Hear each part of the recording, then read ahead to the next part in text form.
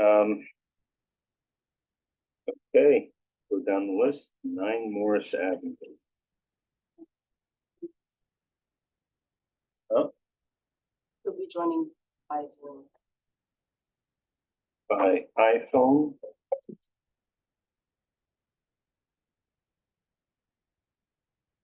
Evening. Are you Yaslin? Hi, can you hear me? Is that better? Awesome. Yes. Hi.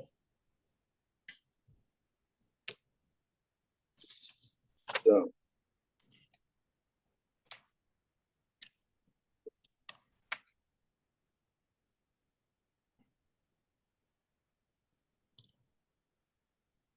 can you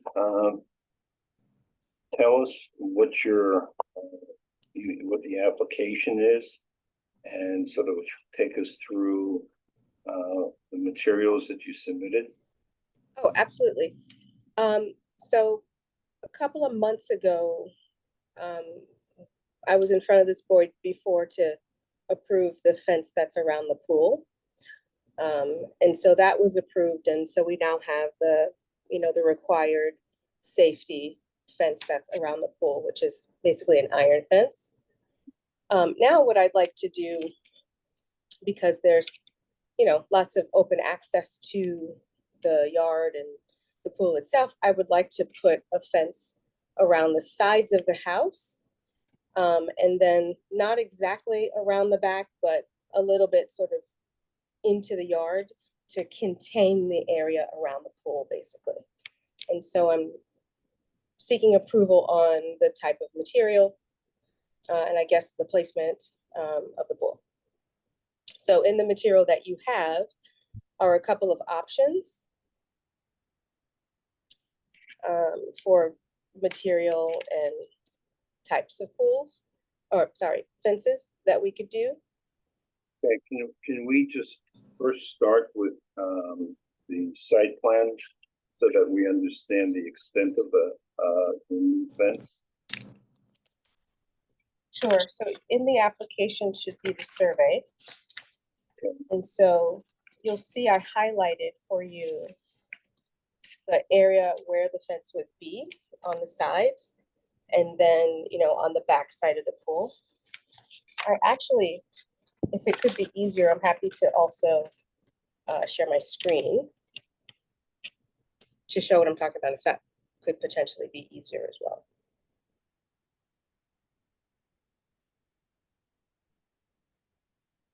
Unless you feel that what you have, makes sense. No, I think if you share your screen, makes it a little bit easier for us to understand. Okay, hold on just a second.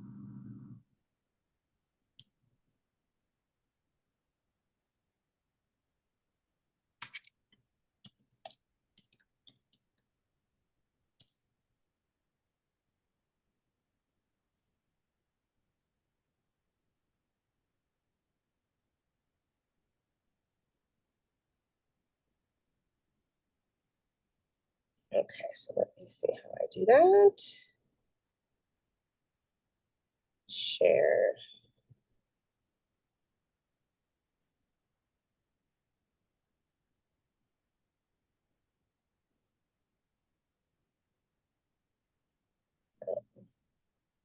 Excuse me.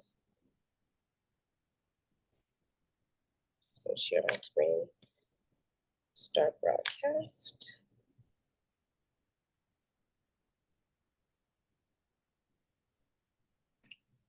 Okay.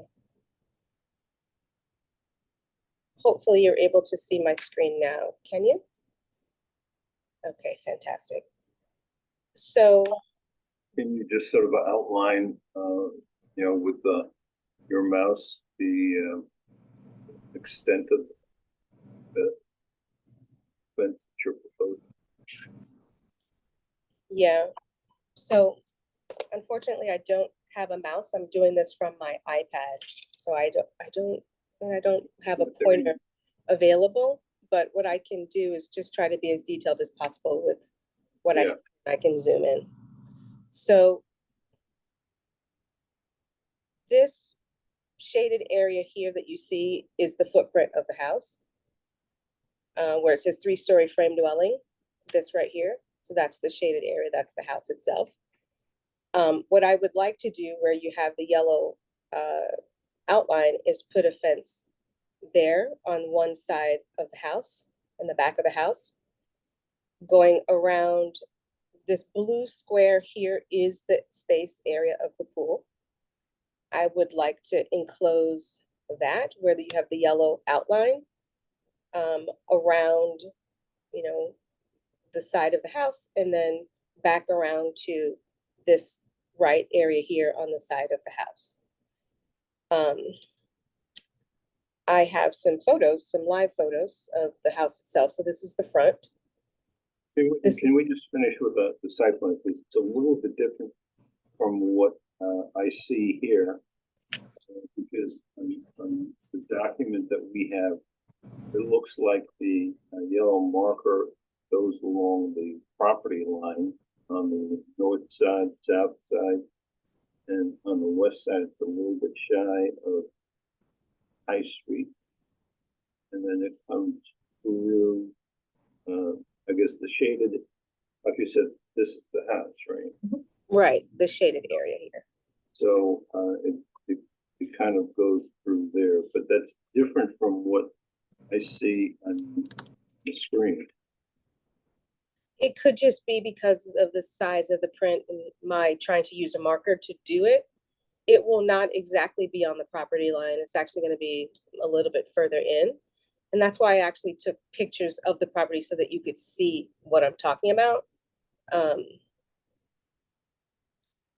So it's not exactly along the footprint of the property line. It kind of brings it in a little bit more to contain it a little bit more.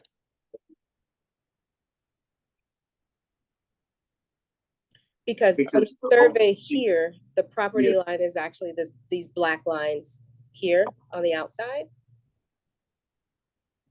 Right, so it's not exactly along those lines.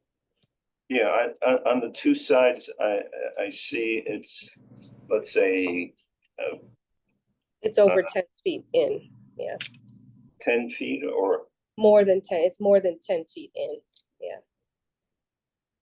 Is there a way to sort of agree on the distance? There's just a fence recently that was, we had assumed it was on the property line, and it actually was built sort of 5+ feet in, and then they put some equipment behind it on the neighbor's side, which is ultimately problematic for the neighbors. Not to say you're doing that, but I think that's why we want to understand where the fence is in relation to the property line and just sort of agree it.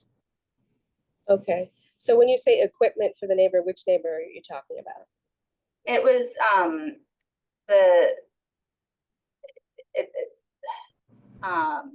do you remember which side, the left or the right?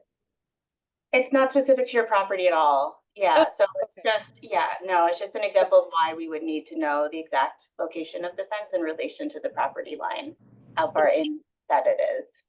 I think it would help us visualize. Yeah, so on the, it's on this side of the property. Say the top is north. Yes, on the north side of the property, it's over 10, it will be over, definitely 7 feet in from the property line, because there are arborvitaes, there are trees currently 5 feet in from the property line. So that would be it at a minimum. And then on the south side, because there is another home, a driveway, a retaining wall, and because we already have the pool there, the pool already has, you know, the required setbacks that it needs to be from the neighbor. So it's gonna be literally like against the pool. So that is definitely more than 5 feet. Okay. Now, And then, yeah, so the pool is the blue outline? that's correct. All right, so that the line on the, west side, which is the left side, it doesn't look like that's up against the pool. It looks like Because, yeah, it's maybe 5 feet from the High Street property line. so that one's more than 5 feet from High Street. And the reason we couldn't, I mean, I guess I could move it in front of the stone benches, but I just thought that might look weird, putting a fence in front of the benches that are existing, that were there from goodness, ages ago, when there was previously a house back there. So again, I'm open to doing it in front of the stone benches that are there or behind them. I mean, ultimately, we have to deliver a document to the building inspector. Okay, So that's why we're trying to sort of narrow it down, at least have some idea of where the fence is going to be located. okay, All right. So right now on the north side, we've got 7 feet, right? yep. On the left side, which is the High Street boundary, what's the number that we want to use there? Let's see.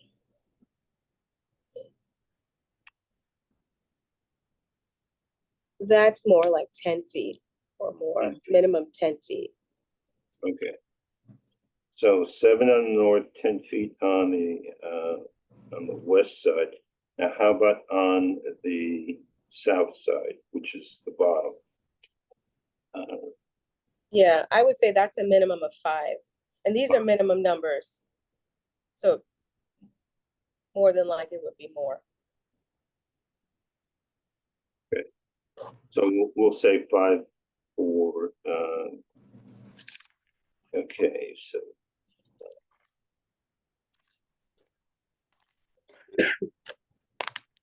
Now, the one question, according to the drawings that we have, looks like you've got the fence coming in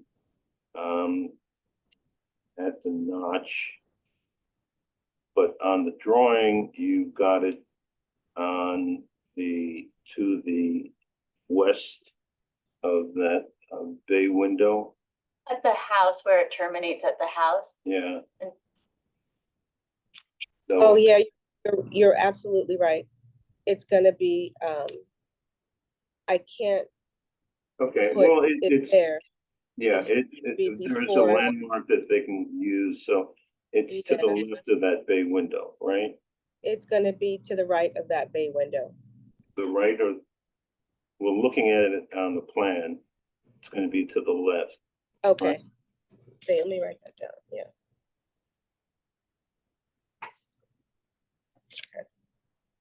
Okay.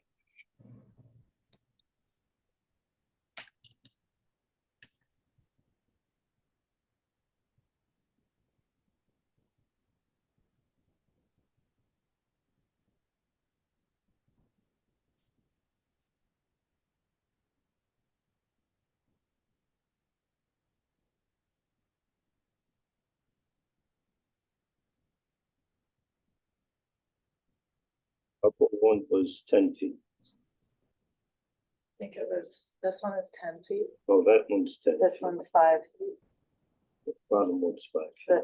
the top one's 7. Okay. Now, the one thing which typically Oh, you did 10. we need to identify is that because you obviously will have some gates. So where is that gate going to be?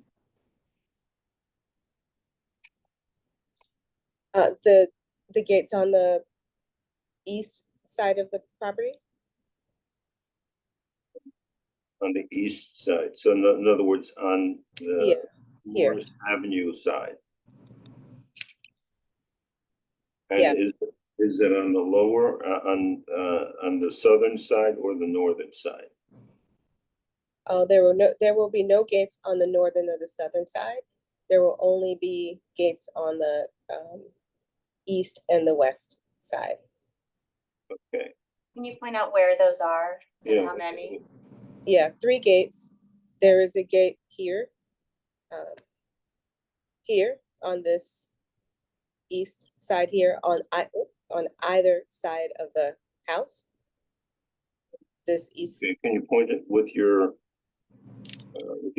the mouse? I don't have a mouse, unfortunately. I'm on an iPad. So I'm There you zooming. go. Well, What's that? Abby's not. oh, Abby, okay. Tell Abby where to point. Okay, Abby, you see this where it says wood deck and then there's stairs? Yeah, There's a gate there. okay. You know, if that's a fence, there's a gate there. So you can enter into the backyard on that side of the house. Yeah. And then Okay, there, one gate, in other words, a single, correct. okay, And then similarly on the other side of the house where it says 24.7 feet where the bay window is, yeah, there is a single gate that's right there. okay, somewhere there. Yeah, somewhere there, exactly. Okay, and do the gates swing in or out?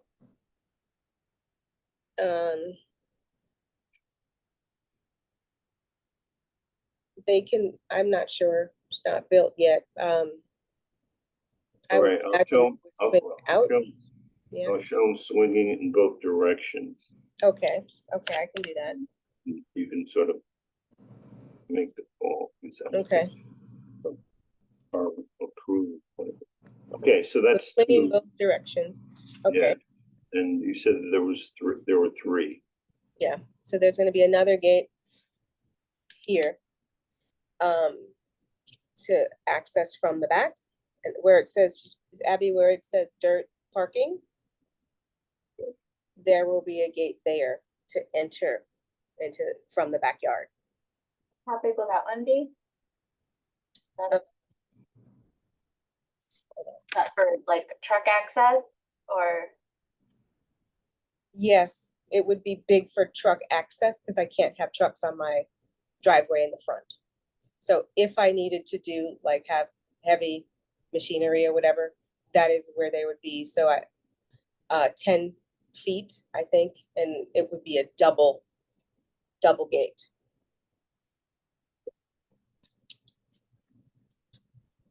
Where that sort of little driveway is. That's right. Okay. All right, so now that we've determined the layout, how about, I want you to tell us about the fence itself. Sure, here we go. So in your packet, these were the 3 images that you have.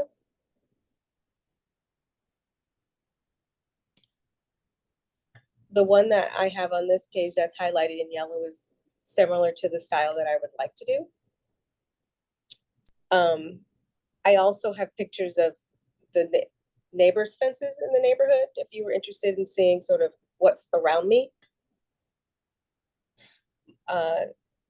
This is the fence that is my neighbor's fence currently, the neighbor that's to the north of me. This is the neighbor that's across the street from me on High Street.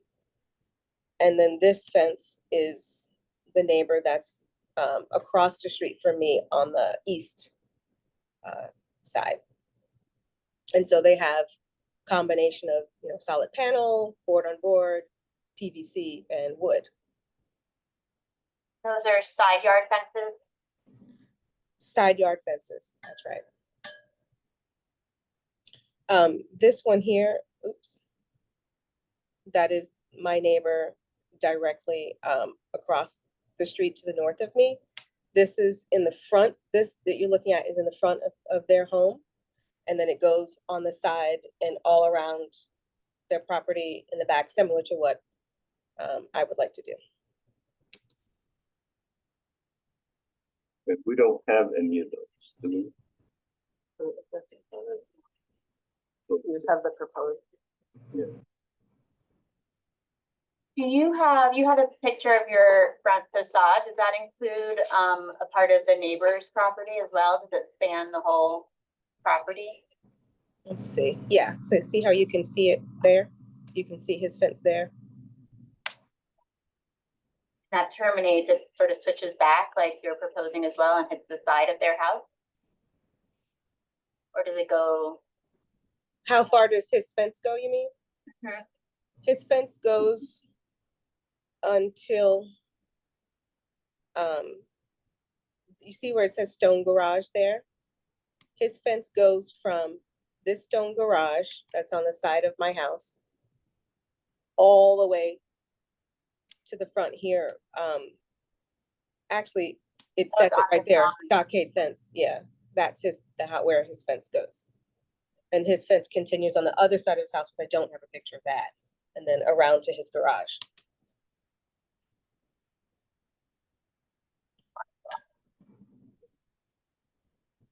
I think your, the yellow marker base on one of the. And where I have the yellow arrow is about where I would Go back- start Go back to the site plan. the site plan, okay. See that now you have the fence going through the driveway. And I don't think that's your intention. Oh, And what it is. Oh, that was, Yeah, that, that I must have moved it, sorry. that's- and the full got moved too. So we'll use the drawing that we have. for- Well, yeah. So Yeah, it's because what I have to do it submitted, electronically. sorry. Something like this.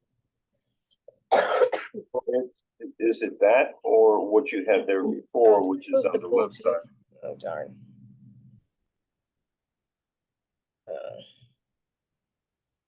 I'm sorry, my zooming messed up this thing, All right. so. Um. All right, essentially, this is the backyard, but you also, the backyard fronts on High Street, right? Yes, So I guess the issue is, from our guidelines, do we have an issue as far as a solid fence on street front?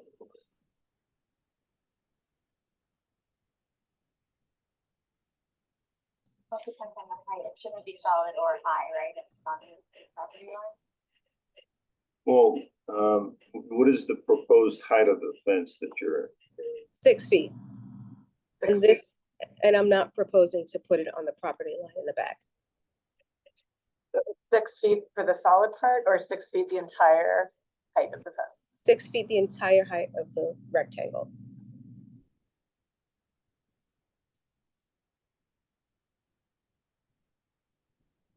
Um.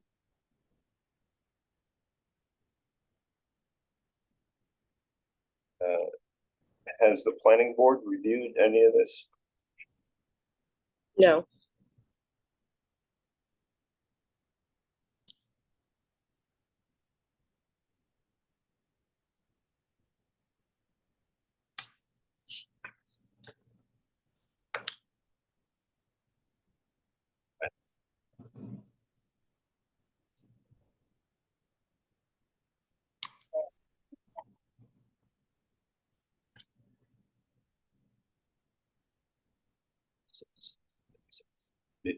Front yards, that's the point that concerns me.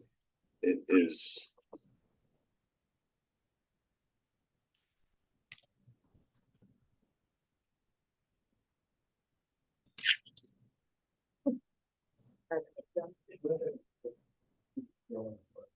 Is this considered a front yard? Since it's on the street. To a corner lot or you then Yeah. you look at it differently than normal, on a normal condition, right? It has 200 different. Yeah, because obviously this is the front of the property, because this is the driveway, the house faces this direction. The zoning for setbacks, if they were, to want to build up to that line, but that lot line. I'm not sure, the question, I mean, I had time to look at these, so I feel Well, definitive.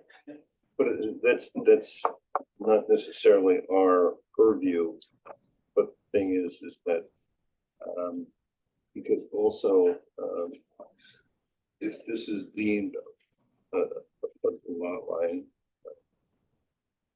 then obviously I don't think 6 foot is allowed as a height. For the size, but one. Right. Yeah, in other words, if this is all viewed as a backyard closure, then I think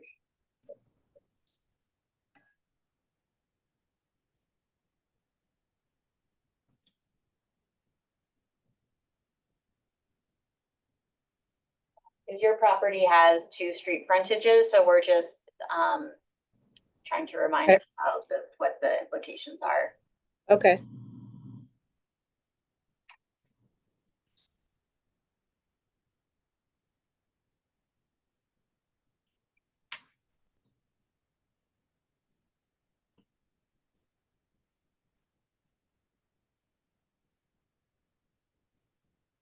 great.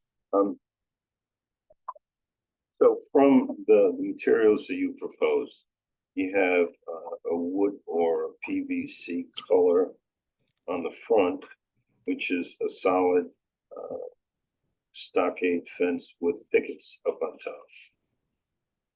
And that seems to be what you're proposing, am I correct? the spindle top with the scallop gates, the white one. White one? Okay, I think it's in your packet, might be option number 3. yeah. Talking about the white one, The which style, that's the style I'm thinking, with the scalloped gate. gate, single gate, yeah, that's the style I would like. And they have this same style I could install the same style in wood or PVC.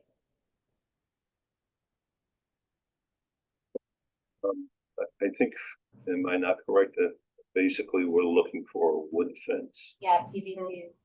Yeah. Okay, so wood is the material, okay, Yeah. got it. And the question really is that you've got 2 scallop types. You have one gate, which is has a picket scallop, and then you have another one which is just a straight scallop. That's right. Which one is your preferred? So those are PVC. So it sounds like I can't do PVC, correct? I can only do wood. So I would want to do the non-picket one, which I know for a fact in the wood catalog that I saw, they can do the scallop single gate. That's not the picket top. Okay.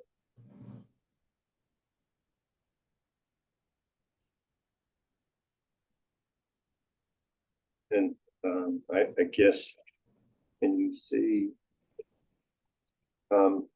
if you could share and it just. Let me share one more time. Okay. Well, share the selection as far as the fences go. Okay.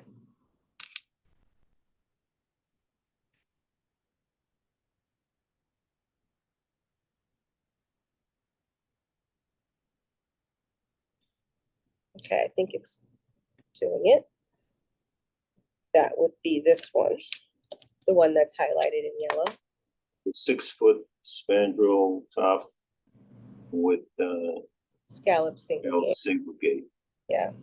Okay, and how would the double gate be? 2 scalloped or one sort of large scallop? One large scallop. Or it's split between 2 doors. That's correct. Okay, so as far as the side and a rear, With the fence code for height, the Yeah. front yard 4 feet, side yard 4 feet, rear 6 feet. The rear is Unless 6 this feet. is again, just quickly chapter 42. I keep on glancing over some of our But I architecture. think, it's 4 feet, it's this, that's the solid dimension, and then the spindle, I think, could be additional. The fences, I could be told, I could be wrong. Again, I'm just doing my research. So. Well, and the question is that, Code, you gotta go through, Line, but yeah. I don't know, you gotta go through I find a lot of old codes show it. A lot of old PDFs are still on the website. This is directly on the village website, linked to Right. chapter. I think the chapter's wrong. I'm not saying it is, I'm just saying it's important to make sure you go through, navigate through. Well, I mean, that could be, we could have that off the building, right? That's true. The height style, is we can say as determined the height as based determined by current building zoning codes. well, and, the question is, what is it that our guidelines allow? Because we know, for example, the back is 6 foot and, is what is allowed, right? on normal rear side, And on the side, we're talking about 4 foot. side and what's current. It looks like current is 4 feet. According to the building department. According to- The building department. And our guidelines don't have a height. In the guide. I remember the previous iterations had, Don't. but We don't, our guidelines don't address that. I'm pretty sure they did. Yeah, this is ours and there's some of these other PDFs with the fence chapter. Which is where I was pulling that height from, 4 feet. I'm trying to think if we've seen front yard fences that are pushed back that are higher than 4 feet. And I don't think so. Well, from what I remember as far as front yards, it's the whole concept of not sort of creating barriers in front of the house. Whereas it used to be that 4 foot was it all the way around.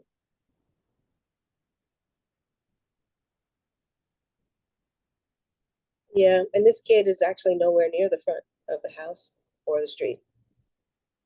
not They- concealing the house. Right? this.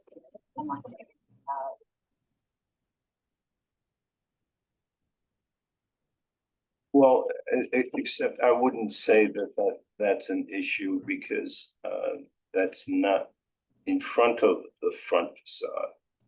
Yeah, and my neighbor has a 6-foot fence.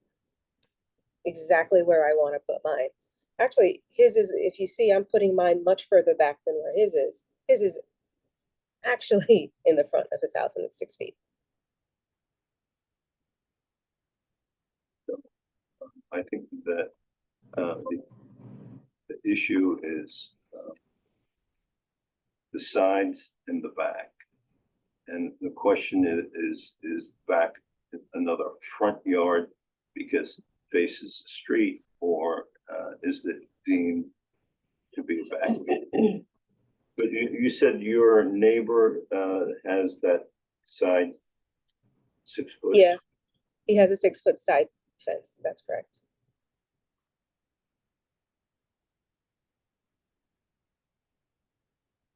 Do you have a photograph of the And all of my neighbors have side 6-foot fences. There's Well, this one you have across the street a on, photograph of the other setback lot the line? other setback, like this one here. The rear of the house? Yeah, more is that. Let's see, okay. Here is photo of the street view.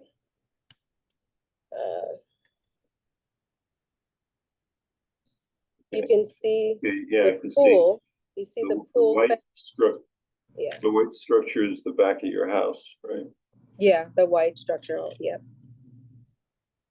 You can also see the neighbor's fence, that stone garage, and you can, where the arrow is pointing, that's the back of the pool, which is where I want to put the 6-foot fence.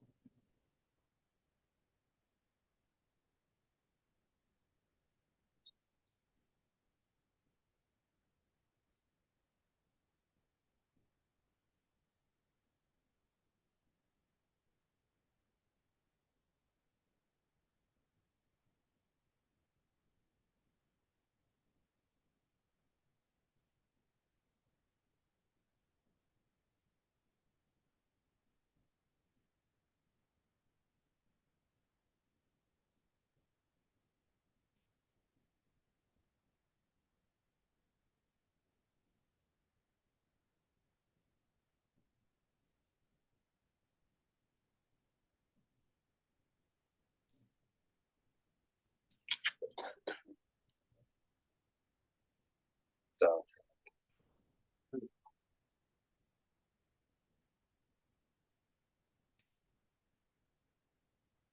Um.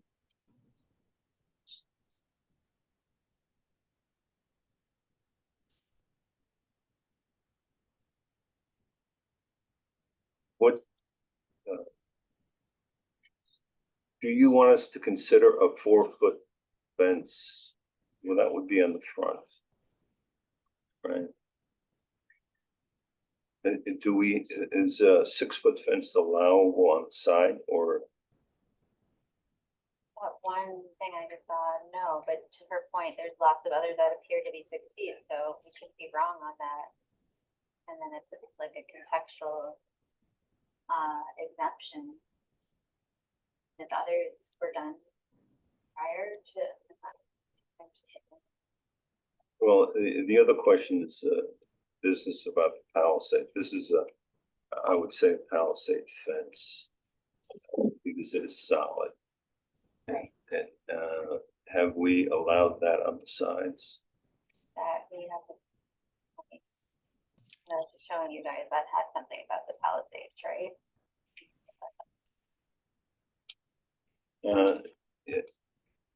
Yaslin, are you willing to accept a 4-foot high fence? On the sides of the house? Yeah, No. okay. Palisade or stockade is not. It's not permitted in the front yard, okay. Right. But we don't really have a front yard. Well, I see that, but in the front yard is really here. Okay. And in the back.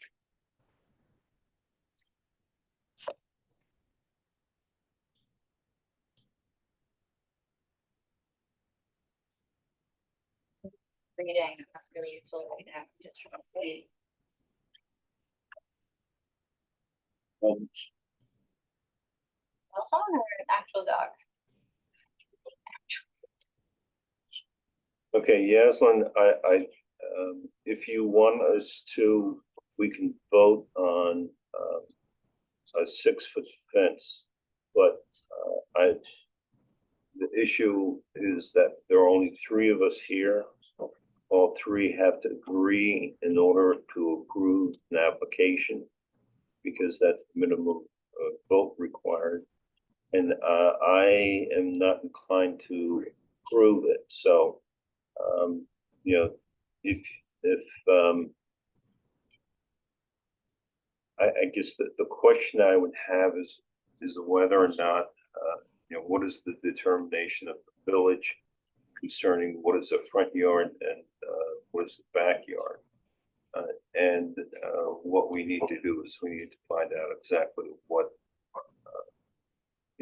whether or not 6-foot fence. I'm pretty sure that side yards, we typically have a 4-foot fence, but you have 6-foot fences. And so the question really is that does that create an exception for you? Or we Oh. have. Well, it's a determination on our part. I mean, Are we asking her ideally for more information, or are we needing more time Well, to get more information? I think one of the things that we need to do is, we need to find out how the village sees the Marion Avenue lot line. Is that a front yard? The High Street. Okay, High Street, yeah.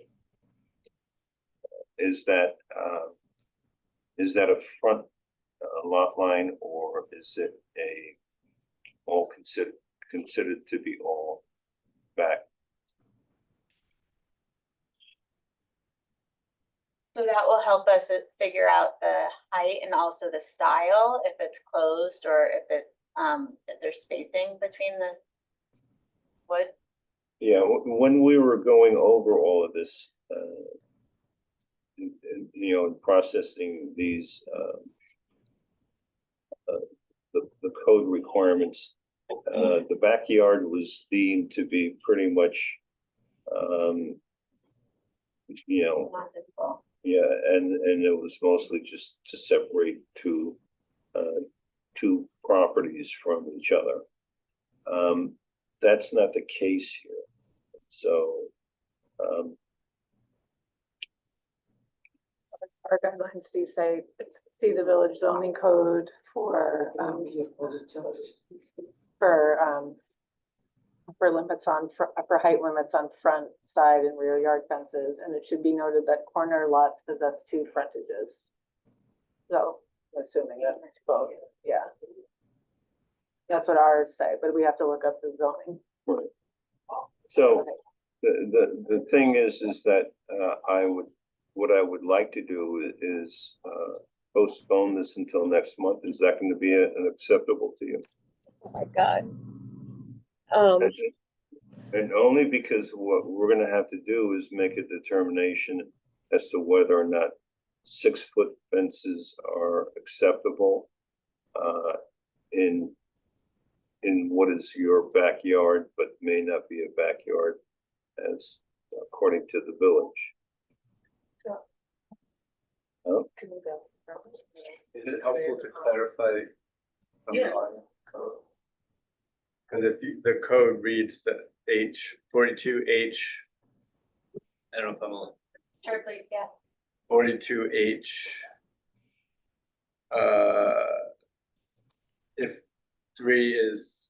If a rear yard is along a sidewalk or street, the front yard rules apply.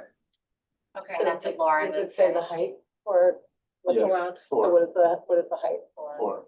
Oh, so 4 foot, so it would have, her fence would have to be 4 feet along High Street and 4 feet along Morris Avenue, and then 6 feet on either side, the north and south side. That's what we can approve. Well, I guess my question is the 6 feet on the side. That is not what typically our guidelines say. Guidelines say 4 foot, right? Our guidelines say whatever is the zoning. Right, Is I think it was only the 6 rear feet? is 6. It's all 4 all the way around. Okay, so Only you, the rear. okay, so you can only, according to zoning, which has nothing to do with us, but we have to conform to it, you can only have a 4-foot fence. I'm not sure how your neighbors got the 6 feet.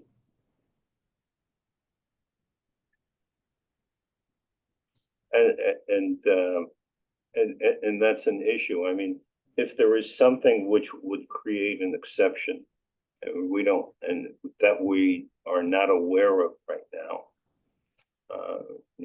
what we'd like to do is investigate it a little bit further.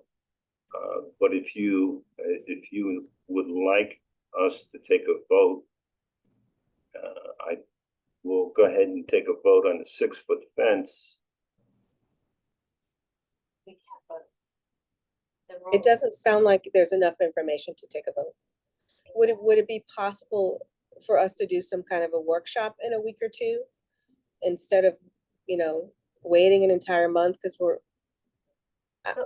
I'm just, Yeah, I'd like to propose, and this is a little bit separate from your application, but it relates to all the applications, that maybe we need an interim meeting in 2 weeks to address any open items that are hard to get our heads around at the meeting. So that could fall into a meeting in 2 weeks. Yeah, and we can do that. So we'll add in a meeting in 2 weeks and we can gather all the info we need and have this one more time then. So this was kind of like workshop. And Yeah. lock it in then. That sounds good to me. And in the meantime, what additional information do you think you would need from me? Well, okay, let's sort of summarize what it is that we can tell. The fence needs to be wood. And the question really is whether or not we know that in the back you can have the palisade fence, which is a full, essentially visual block. But other fences, the side yards and front side fences, front fences, I think we're not allowed to have palisade fences. Right. So, that becomes the other issue. So the whole fence should be more porous. Right. Only for the So, different than the neighbors, so we should gather more information. on what, So that how they we go. have a 4-foot open fence, maybe right up next to it, have something larger, right? Yeah, 6 feet, I don't think. All right, is there anything that we want Yaslin to research? Or can you talk to your neighbors or I don't know if you want to raise the issue with them, but ask them about the 6-foot fences. Yeah, because all of my neighbors have a 6-foot fence. If I were to install a 4-foot fence, the neighborhood would look really bad. If I Yeah, put a maybe- 4-foot fence around what I want to do, which I will not do, but let's say I did that, the I think the historic nature, the aesthetics, it would look bad. Maybe there's something about Morris that there's been an exception made. There could be something. And if they have information that will help us expedite a decision, right? Yeah. Okay, so we're going to schedule a meeting with 2 weeks from today. Okay, The 3rd, May 3rd, sorry, June 3rd. okay, sounds good. But I did want to mention, I'm sorry, really quick, if you really desire to have a 6-foot fence, you can apply, we can redo your referral and it can go to the zoning board, which meets in exactly 1 week. I speculate that the fence was maybe approved under the old code. That's probably why your neighbors have a fence of that height, but if that's what you want, you can do that. Or right, it was a zoning variance, either the old code or zoning variance maybe. So the meeting next week would allow for that variance. Oh, okay, so I could do both and then we'll have that information going into the meeting on the 3rd. That's a great idea. Okay. That sounds like a plan. Okay, All right, sorry. that's okay. I do one other question. You'd mentioned the planning board. Is there anything you think I need to do there, or was that just an aside? Just zoning. Just zoning. Oh, it was the zoning, not planning. Okay. Okay. Sounds good. So Abigail, I'll have to talk to you maybe tomorrow about how I get on that calendar for next week. Well, okay, and the thing is that it's not really, Mhm. you have to go to the planning board, right? For zoning? The zoning, it's the zoning board of appeals. In other words, you only go to the zoning board when you can't do something because of a zoning issue and you're looking for a variance. You can't do a 6-foot fence of the code, it should be for a variance.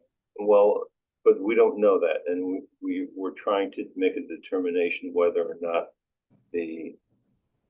Is that something you could maybe clarify? Like, Well, can that I offer- know. I can tell you right now that typically the planning board is the one that views just about all of the applications. If it's a commercial, that more an unusual residential, but the planning board is the one who makes the determination as far as what are the requirements. Is the planning board the one that's coming up? planning board this Thursday, zoning is next week, Tuesday. The only reason why I suggested it is that someone came in to apply for an 8-foot fence. They had different reasoning, but I've seen it for the last few months. Well, okay. I mean, the question becomes whether or not do they need a zoning variance to go to 6 foot? With the, if I understand correctly, the size. That's, Well, yes, I would suggest that you apply to all the boards and find out. And I think that the determination as far as what you're required to have is a Okay. planning board decision rather than a zoning board decision. The zoning board will only give you a variance when you have a non-conformance. Right Okay. now, we're trying to establish why your neighbors have 6-foot fences and you don't. Or it doesn't appear that that would be allowed under the HDRB regulations. But if the zoning does in fact allow you to have a 6-foot fence, then we comply with that. Okay, The question really is your backyard, which is along High Street. High Street, whether or not that is a front yard or not. All right, that's the part that is a little bit tricky. All right. okay. So, We- so that part needs to be researched, or is that something I take up with the zoning board? That part has to be determined, and that Okay. the planning board is the one who would make that determination. Planning board, okay. Okay. Right. All right, so I will see you guys in 2 weeks then. See you in 2 weeks. Yep. Thank you for your patience. Yeah, no problem. Thanks, guys. All right. Bye. Okay. The next one Depot Square. Come on, Jamie, talk to us. And I hope you don't have any difficulties. All right. Not from me. The new pavilion.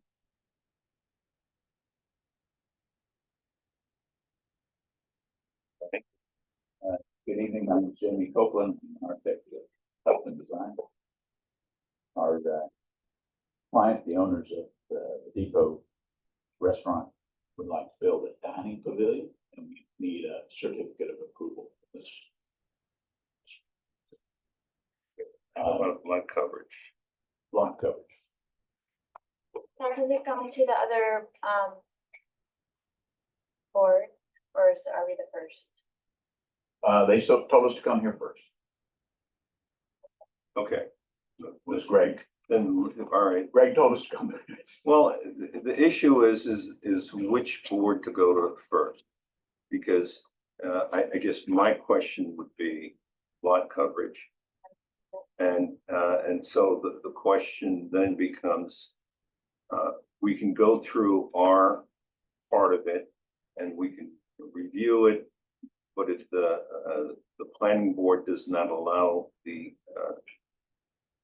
We understand that. Part of the reason we are glad to be here is that what we're proposing is a design. It's an era of Cold Springs heyday. It's when the foundry was transitioning from the production of cannon to the production of building components, tracery, cast iron storefronts, and it was a heyday. It was a flourishing Cold Spring, and this pavilion is a part of that era. Just to read you out of one of my favorite books of the style, mass-produced metalwares were an everyday aspect of American Victorian life. Everything from nails to decorative finials could be made in factories by casting, roller, and extrusion process rather than at a hand forge. This factory-made metalwork was of high quality, richer in detail, and in most cases less expensive than the early American prototypes. By mid-century, manufacturers had produced the casting of hardware by the lost wax process.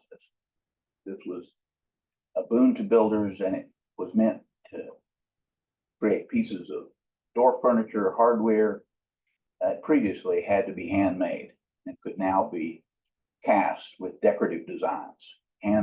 Handmade could now be cast. A range of metals used from inexpensive white metal to brass and bronze. And we know that happened. We've lost a lot of it. There's Mike Maggio has a house up on Chestnut that has really beautiful metalwork. It turns out that a lot of this was taken off for the war effort. World War II, a lot of this stuff was melted down. So we've lost a lot of what was probably a great aesthetic in culture. We think this pavilion could be a celebration of that era. We found a source for it, and this is an example of what we're thinking of as an outdoor pavilion for dining. It is made, it would be fabricated off-site and brought to that south yard of the restaurant and put in place. Is it going to be cast or cut? It's The cast. components? These are They all have? cast metal pieces that are going to be powder coated to a bronze finish. So it's going to have very much, I mean, that sort of dark, warm character is what we're shooting.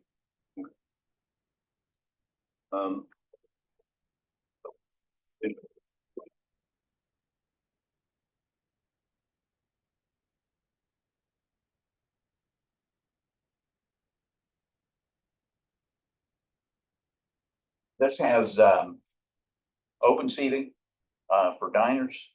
At night, there'll be lighting for the tables, but we think it's going to be stunning when you come down Main Street and look off to the side. I mean, it is a. Would you like to go see one? Because they do exist, and it's to be inside one of these pavilions is reminiscent. It takes you back. Okay, I think that we can discuss the aesthetics of the design and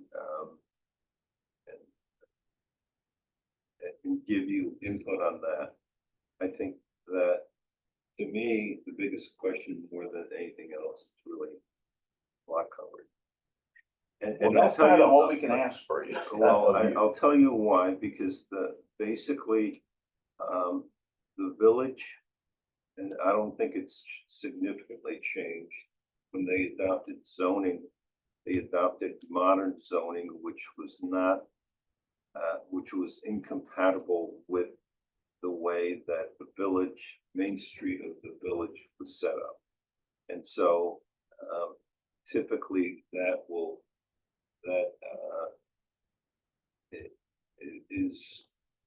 allows less coverage than what you would normally see in modern construction. So we might need a variance. I mean, that would Well, yeah, I mean, the question really is that I don't want to have you guys invest a lot of time and effort going over this and then have the planning board tell you that there's really no way there needs to be a significant change. Well, I appreciate that. We understand that all you can, rule on is appropriate. They're going to have their issues. All we're looking for is a certificate that would recognize that this is of that flourishing era of Cold Spring and would actually be a positive.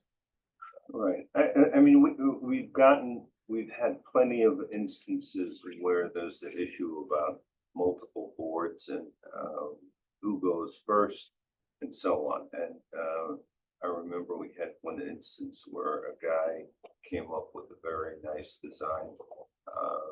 But, as soon as he went to, I think it was the zoning board, they shot it down. And, he then was very upset because he spent a lot of time talking to us and coming up with, the right design. I hesitate to put you through the same thing. And, the question really is that, we can give you feedback, but until you have a better idea, getting a certificate from us does not carry any weight with the planning board and zoning board because they look at different things that we do. So just recommending that you maybe but we can we can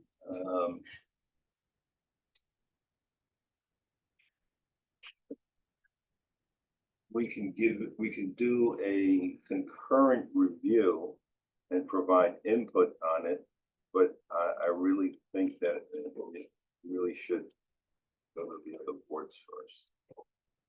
I'm sorry, and we would, Is there, if I'm gratefully honest, I'm sorry, is there, if I just make a comment? yeah.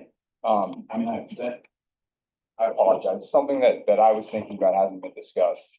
The lot is not even 50% used right now.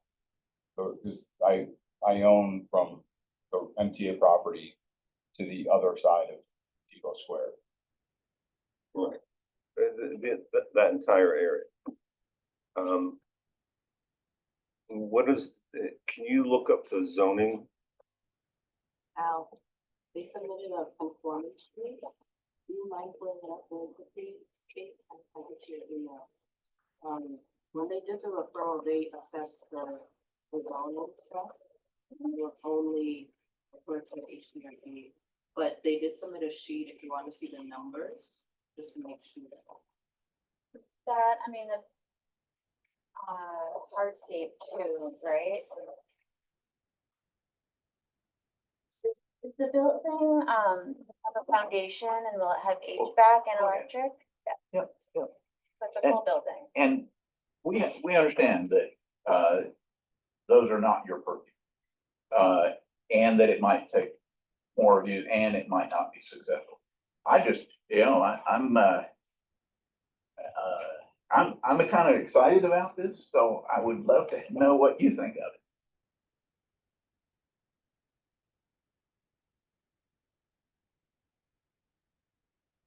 And get your certificate of approval or appropriate. I just, you've done some of this research, obviously, and I'm just seeing this, I think, pretty recently. I would love to start by just reading what you've read. I mean, is there a way for us to? I'll send you everything we have on it. Love that, And yeah. if you would come with me on a field trip, I'd love to show you what these are like. Because they are a magnificent recreation of an era that you can go to London and you can find it there, but we have unfortunately lost a lot of what put the foundry on the map at the time when we were going from Canon production to what was flourishing. I'm not totally sure that is in fact correct. The amount of Victorian filigree that you had here in the village is usually relatively small. At least as far as I could tell from all of the historic photographs that we've seen. But I think that we can make a determination whether or not we think this would be appropriate for the reasons that you're advocating. And I'll toss it out to the other members of the board. I know that you're not going to be able to get a certificate of appropriateness, even if we move ahead with your application, because it would require a public hearing. Oh, you think it will pass here?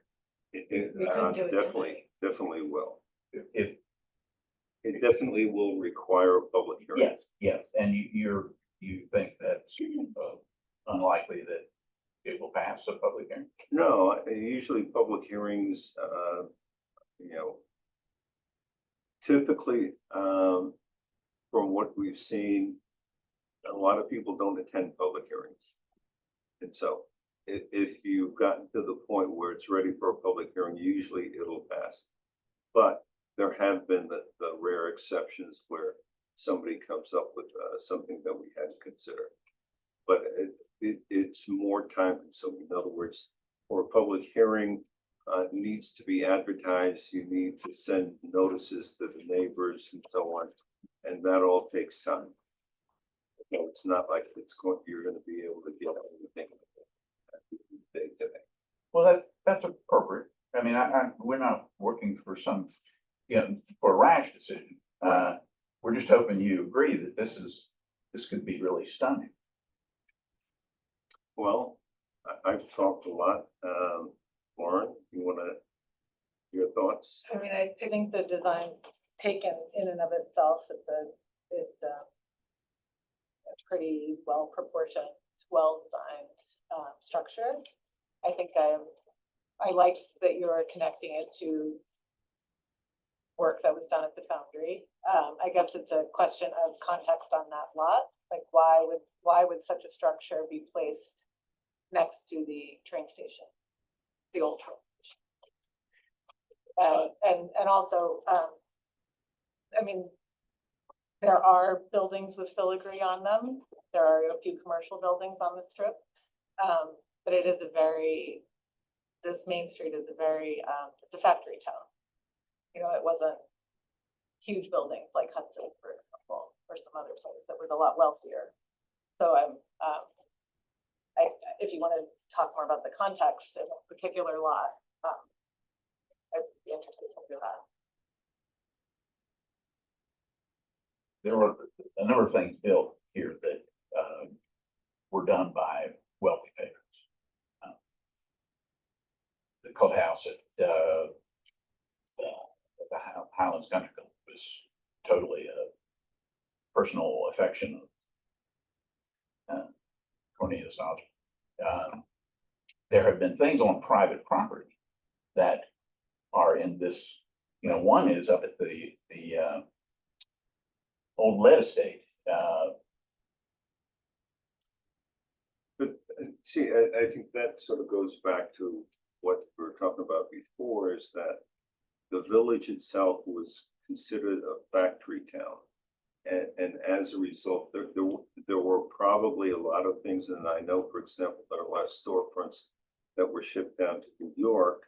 And I do remember seeing, a press that was shipped down to somewhere where sugar cane was processed.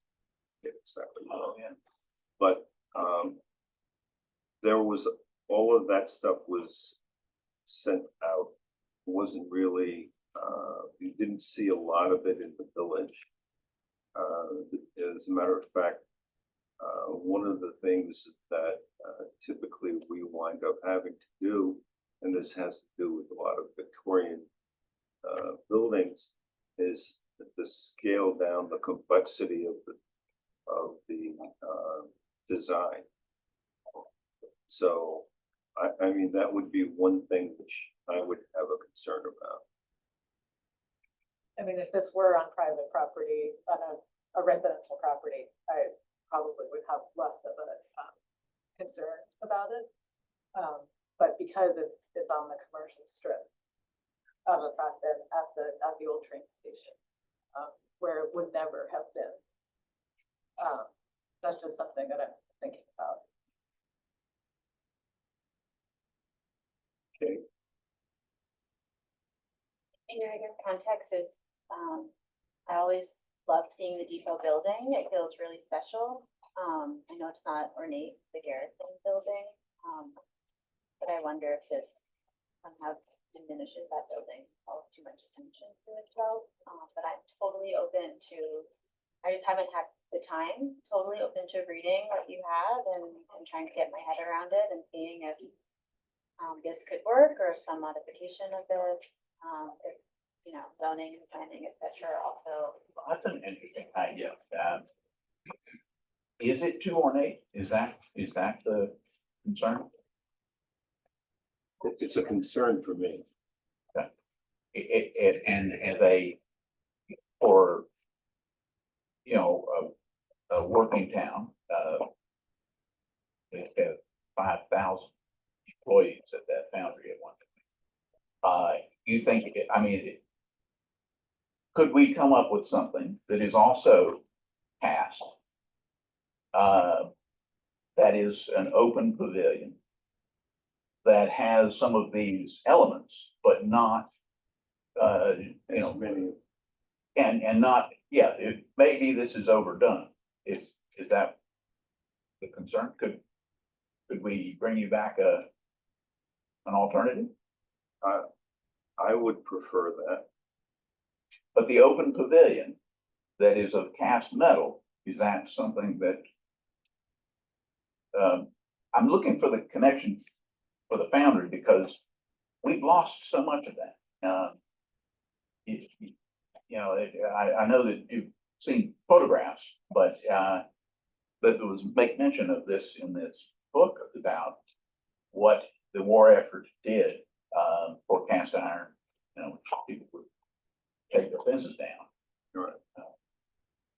So is that a reasonable way to reapproach this? I mean, is it the same question of having a glazed building? Well, I think you're not looking for a glazed building, it's an open pavilion, right? Like- Well, it's open in the openings that are open, but it does have glass parts so that if it rains, and some of this. Not an open space. Yeah, that kind of thing. This has definitely sheet metal that's making the enclosure, but the glass is down below. So it does, it's not like a greenhouse, but it is like an open pavilion. Right. You see through it.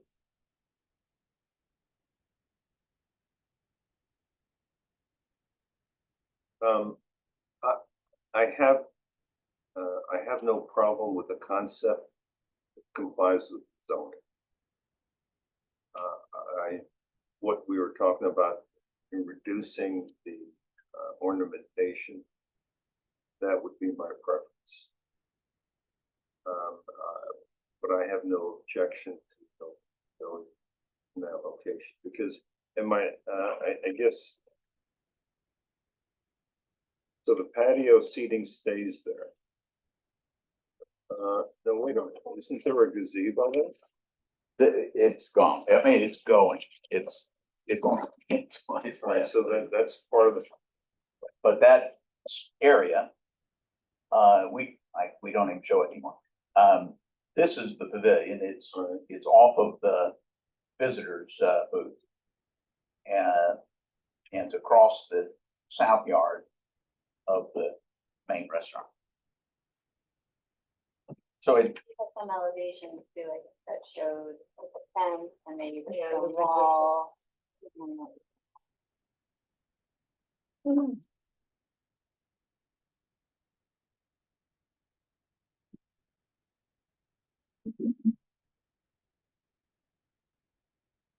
the gazebo goes away.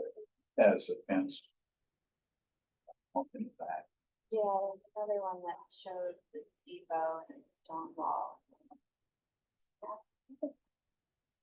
What is really different fence? What is The material of the fence. that I think is a picket, but it's not. Is it a wood picket? It's a wood. Yes.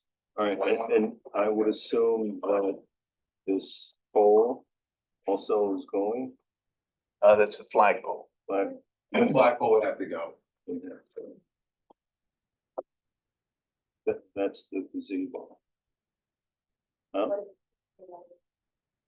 Well, I'd have to check on that. I mean, you know, that, Tom Ralston built that, and it's a mess right now. And the electric's falling apart, the roof's falling apart. Tom just threw that up 20 years ago.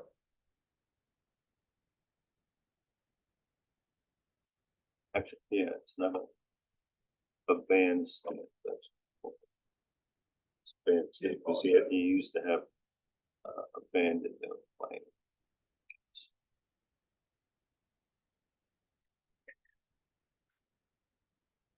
So, There are two other board members also who may have opinions about, whether or not to go with this kind of ornate filigree or do something more contemporary, streamlined. But conceptually, pavilion, if it doesn't look, so,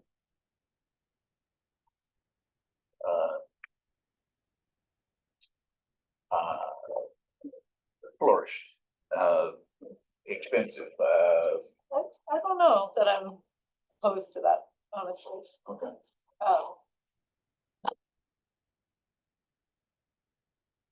I mean, it's definitely a vocabulary. I mean, it does have a, are you thinking it's like a false sense of history? So you're, well, that just did it. I think that it is not something that would have been done. I think that what we're trying to do is to, you know, make room for a new element, which would be appropriate to the district. But there's really no historic pedigree, there's no historic you know, rationale for something like this being there, because it wasn't. yeah, it would look as if it was picked up from one other place and kind of put there. Before, I mean, I really am so curious what planning and zoning have to say, Mhm. like how much of this conversation will continue, and then if it does, it's such an important one, because this is the terminus of Upper Main where everyone sees it, that especially if it's a glass pavilion that's lit at night, this will become like the icon of Cold Spring, so it's such an important, it's no pressure. No, Such an bring it important on. location, you know? There are other. We have other objects of, you know, affection, the bandstand down in the dock. There's, you know, there are, you know, I think, we're of an age, you know, we're getting more people that come here just for the beauty of where we are, where we live. And you know, this kind of excites me because it's part of our past that we have too few reminders of, examples of.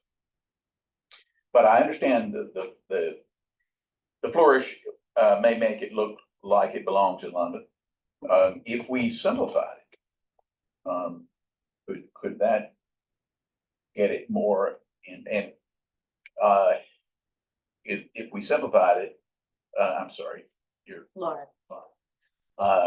would that kill it for you? No, oh, I mean, I'd be curious to see what you guys come up with.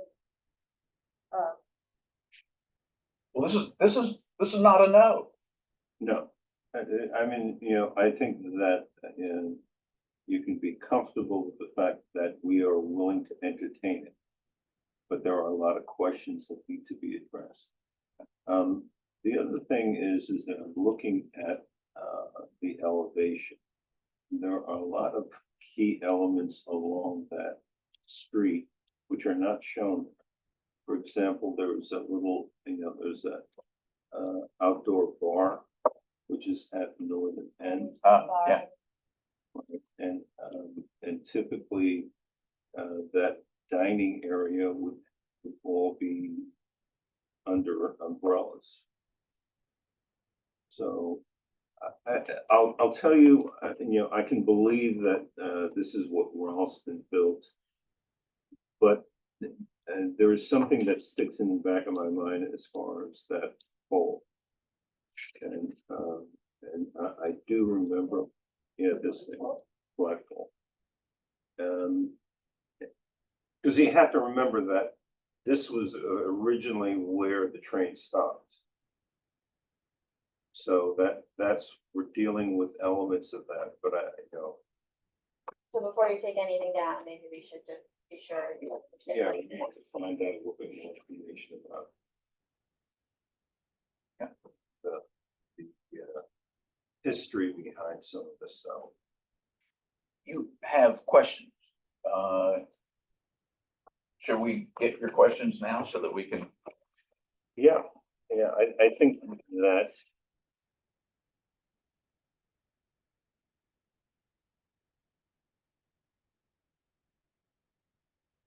Okay, I guess we would like to have,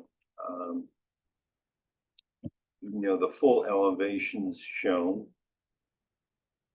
Including all of the various elements that are there. I can see them.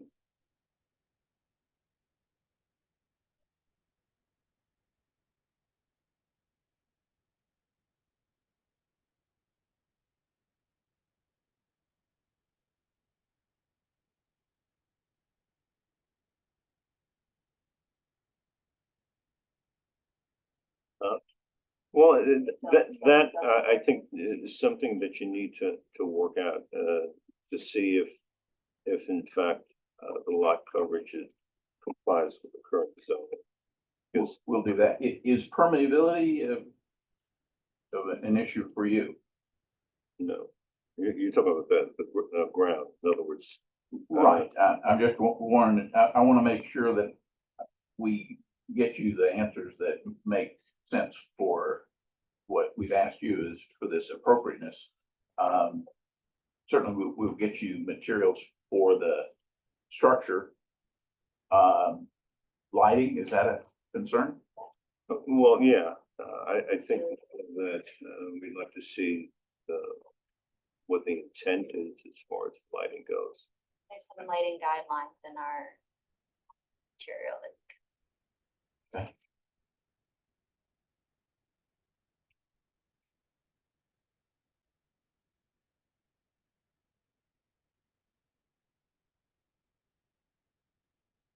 Colors. I mean, we zeroed in on bronze. We have no say over color. Oh, really? What material, if it's an oil bronze, we. Well, I'm assuming we're We talking agree. about cast iron components, so Well, if it's cast aluminum, they can be powder coated to, whatever. Yeah. All right. Well, okay, but then now you're raising an interesting issue. I don't think that the foundry was known for its cast aluminum. well, I think that, cast iron, certainly there's no issue as far as cast iron.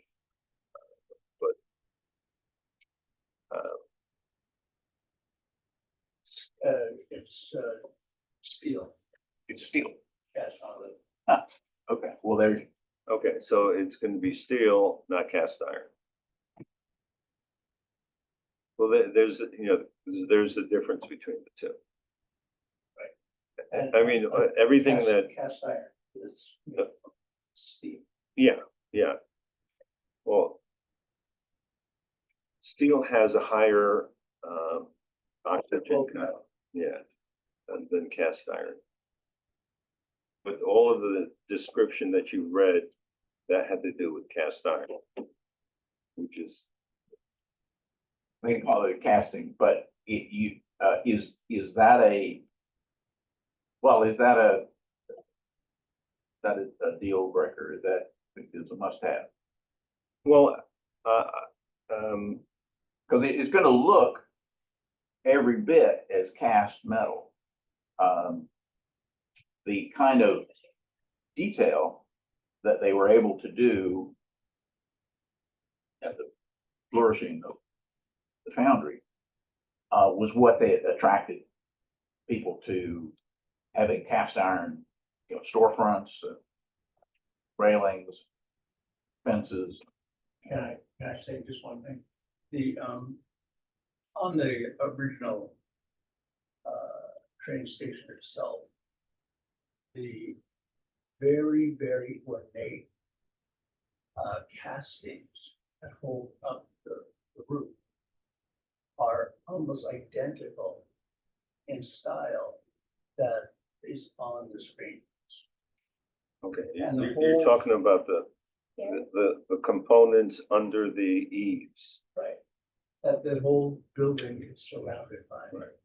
And they're a big portion of it. Right, And and they're- all of those are cast iron, right? They're all exactly very similar in style to everything that's on the screen.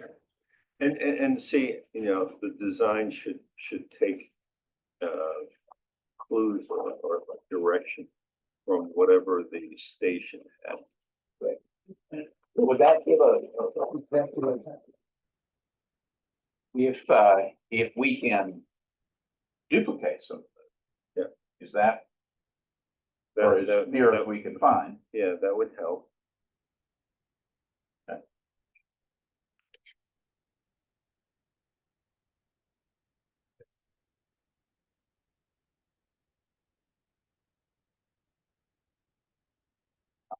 Anything else that, so lighting, we have there, the guidelines to follow.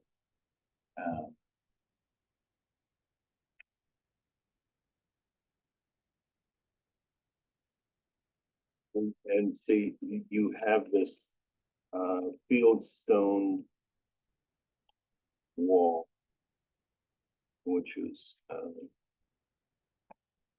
occupies a good portion of it. Would anything happen with the wall and the fence to sort of contextualize between the two buildings? Is there a plan for?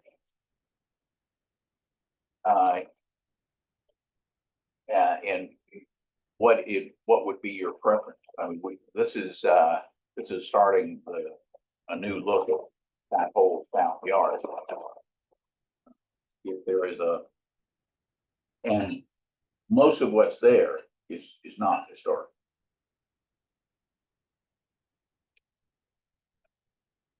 Now, that would be, That's kind of why I'm asking, because it seems like you have a historic structure and you're trying to do a version, a nod to a historic structure, so the space between, sort of how you knit those together. yeah, this has had some poorly placed extensions onto it. To get it back to where it's worth, being in the historic district. Some things are gonna have to be removed. There's a tail end of a caboose that was fabricated, and put. There's there are things on that. the north side. So as far as the fencing and the site found, there's not much to contend with. It's historic in that yard. Not here. Agreed. But the thing is that this is going to be a very visually significant element that is being added. And so, whereas right now, a lot of it is just open space and this funky gazebo that used to have a band in it. Nobody condemned it, Ken, yet. It's, but yes, and I think So you're right. I think that's why we do have our concerns, because you're talking about adding a very strong visual element. And it's going to be at bottom of Main Street, so it is something which is going to be a very visible part of the village.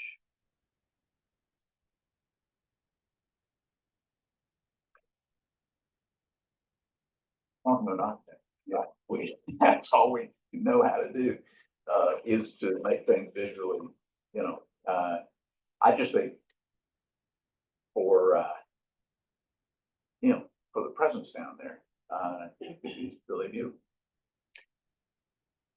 Agreed. I mean, it could be a very striking piece, which is added. I think it needs to be, you know, as we talk about, really needs to be simplified, because I don't think that the ornate filigree is something which is something that would be in the village.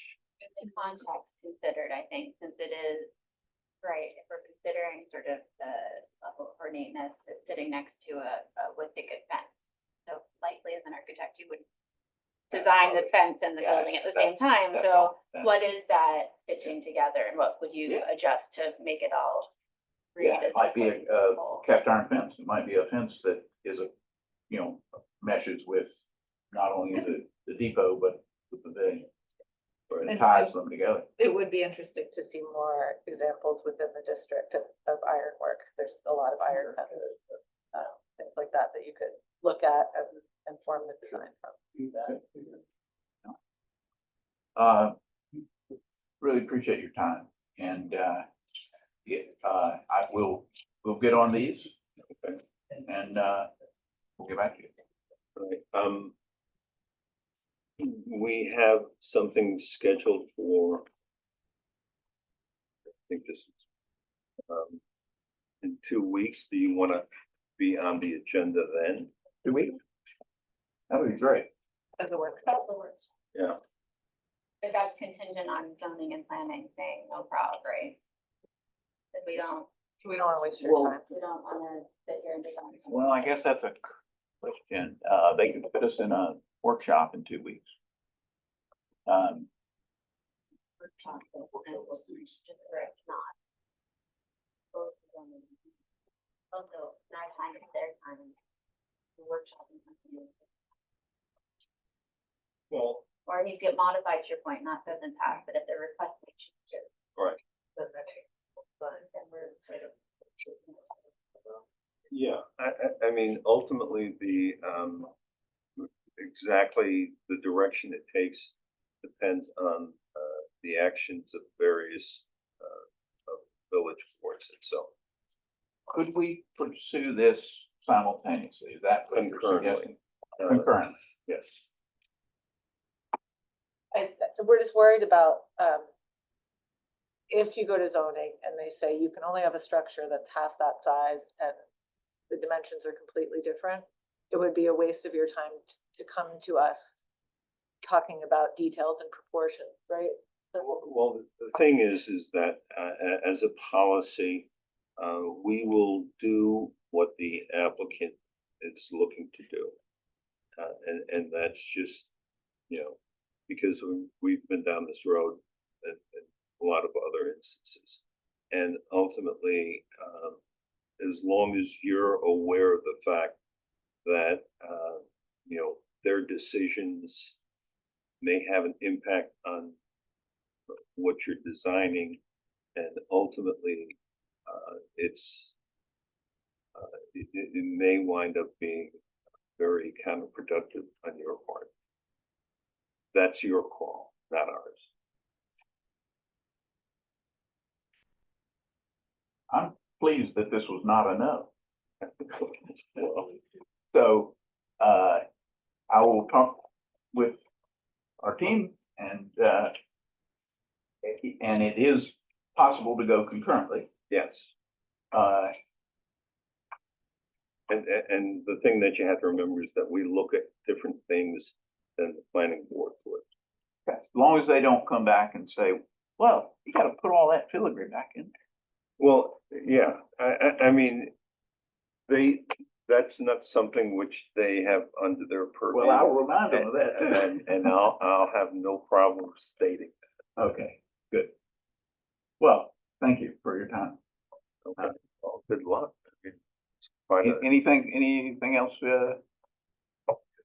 Okay, getting Great. rid of a lot of garbage and rocks and trash. I don't know the site well enough, but just flagging that Al said something about a flagpole or an old sign that was for the actual depot that's historic. So before you do get rid of anything, if we could just make sure we understand. Oh, no, I'm talking about. Yeah. Yeah, I think, Piles of rocks. right, usually what helps us is if you do research into the history of the site, you know, of the various pieces of it. And the reason that pole is kind of, rings some bells is because that used to be part of the station platform. And so I don't know if it goes back to when the station was built. I'm not sure. I mean, I just kind of brought it back to life last year. It's been kind of rotting away at nothing. Yeah, I mean, a lot of historic stuff just sort of rots because nobody takes care of it. But still, I'm trying my best down there. I got all my hands full. no, I understand. Yes. All right, so we're gonna put you on the agenda for the workshop. And, there's nothing all that hard. You can cancel it if it's not working out, or, they need some more time. Were you all gonna discuss first and then they were gonna let us know? Well, you can put us on the docket. If we Sure, and then. can't do it, we'll call you and cancel. But, Yep. thank you. That's big help. Okay. All right, thank you, guys.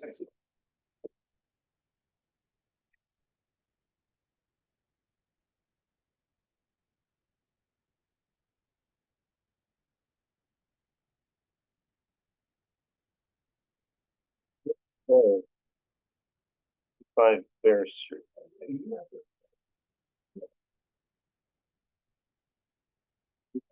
Hi.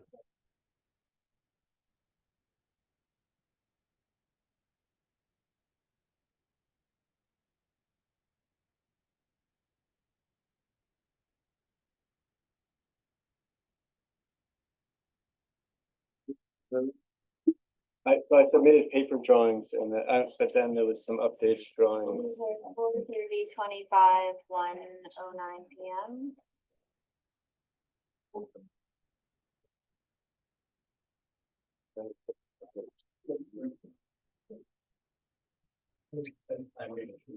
Well, anyway, they're pretty applicable, but I can put up, I've updated, with updated, I can go through the project. Put up the most current drawings and, what this is.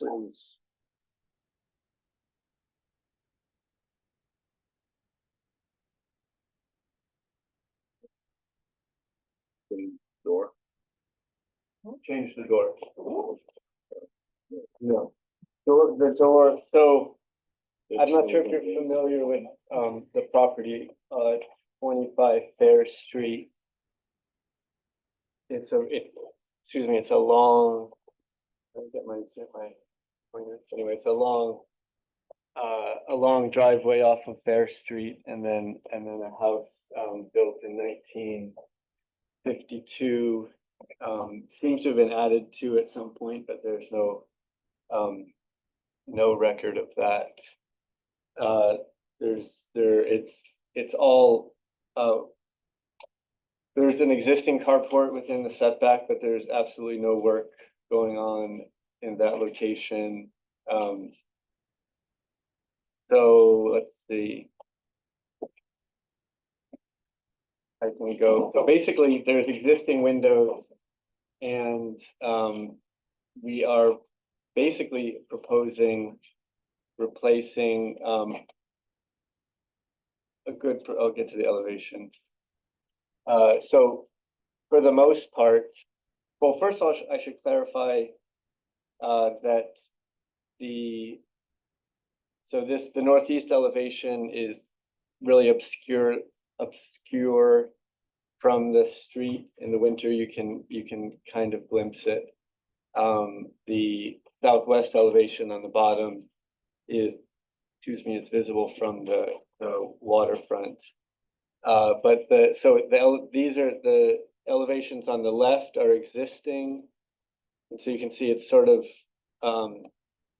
fairly conventional windows for the most part throughout. And then on that southwest side are pretty large windows that for the most part we're just proposing to replace either the same or actually it's a little bit hard, you might be able to see on the paper, but the patterning is a little off. There's this kind of odd picture with two double hungs flanking on the existing. So we as part of the interior renovation, that's actually the only major window change that we're proposing would be to kind of unify that facade. So these are existing picture windows above, which would remain in dimension but just be replaced for energy efficiency. And then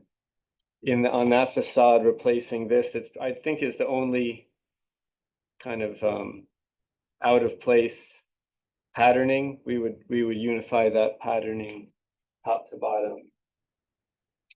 And that's visible from the river.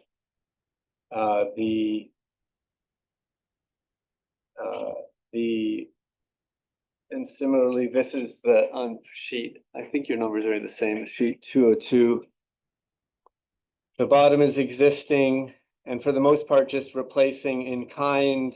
And then the only difference here again is replacing with, just because I think with newer glazing technology, larger, it's basically this pattern of a picture window with two flanking. We're just changing to two picture windows and two flanking. And they are specified as Marvin, or I'll get to the pictures. I'm sorry, I should clarify. Oh, this is the southeast elevation, which it's completely invisible from the windows. These windows would just be replaced essentially in kind. And then we are proposing to relocate the entrance, I think with actually a more historically, or I guess I won't say historic, a more stylistically appropriate door. But it's also completely invisible from there's I can dig up a picture, but there's kind of this existing sort of beveled glass thing from Home Depot or something there, where we'll be proposing to replace that with a more like a slab Marvin door with a side light. I think more in keeping with the 50s, but again, invisible from the street and the waterfront. Do you have a part of the door, and are there side lights or no? One side light, but it's totally invisible from the street because it's hidden. It's basically a slab. I didn't think it was relevant because it's not visible from the street or the river, but it's basically a slab with a narrow side light. Oh, got it. One of these elevations had like one central higher light. That's what so this is a little bit updated. That was me. I would go by this. This is existing. That's what's sort of there, and then but proposing a slab with a side light, but it's not visible from the street or the river. I could go through so that's basically, oops. Did you have any questions about that before I could go through the specification? This is a bit of a view of that, kind of what we're, again, almost, I think if you went there and then came back, you almost wouldn't notice the mullion pattern is changing, other than I think what we're improving, which is getting rid of those double hungs, because they're the only two double hungs in the whole place. I think they were added at some point. Oh yeah, here's the cut. So this is the door. It's the Marvin True style I could find a picture of what's there, but, I think this is a lot more in keeping with the, like, kind of a 50, it's not, we're not going for something 50 specific, but just kind of clean lines. I should go back to the, elevations. The other piece is, so this is existing, is this, horizontal board siding with, cedar shake gable ends, and, You mean vertical? what did I say? I said horizontal, oh, I'm sorry, you're right. Vertical board with, cedar shake, and then what's existing. I'm sorry that it's, I'll show you the photos, it's not reading correctly, but what's existing is a mix of cedar shake with plywood, which is really deteriorating. All right. Let's go, elevation by elevation, and we Sure. can discuss what you're proposing to do. So Sure. on the northeast elevation, which is, the one that we're looking at, Yeah, the only change is the 3 panel window is Yeah. being changed to 2 panels and primarily for egress, for egress. but also just, I think it's nice for window. We also added a window. Yeah, so we just, But that's not on this draft document.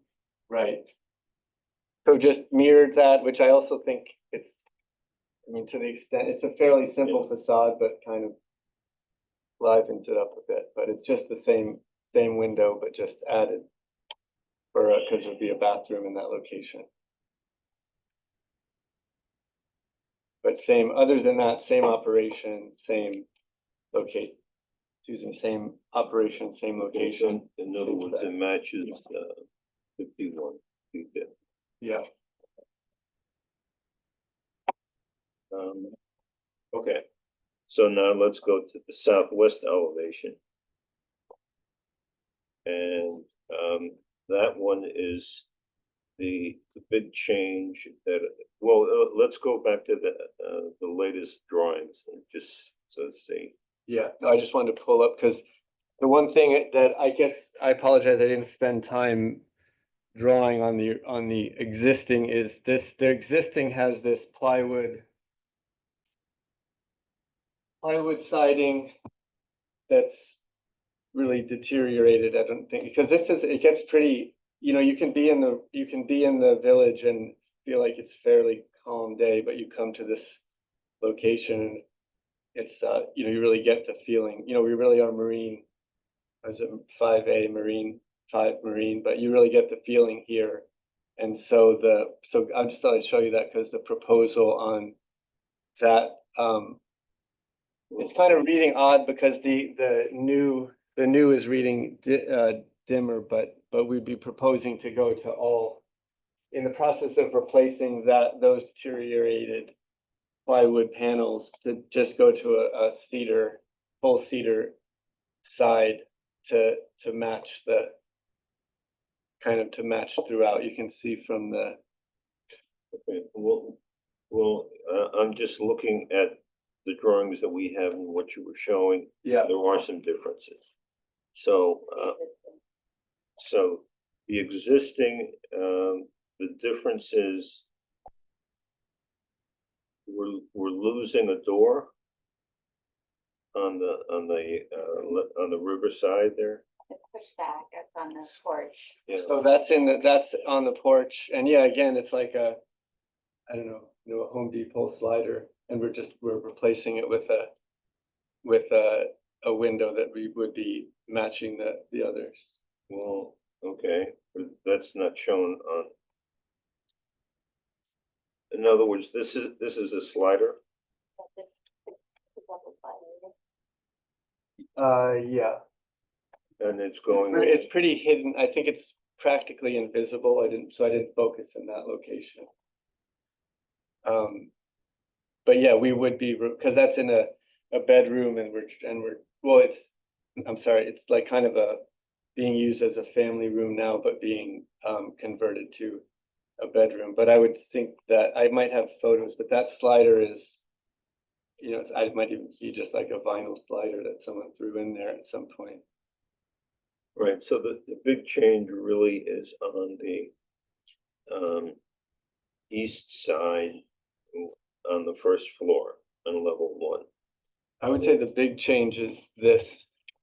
I mean, the only window patterning changes is getting rid of, there's a picture with 2 flanking double hungs, which are the only double hungs in the whole Right. place, and we're proposing to replace that with basically a picture and venting picture that match the window patterning above And changing the siding material. and changing the siding material.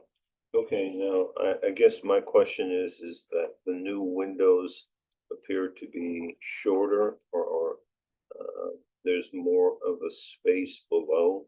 Right, because that's in the interior, that's becoming a kitchen. So there's an existing kitchen, we're relocating the kitchen to that location, so we're raising the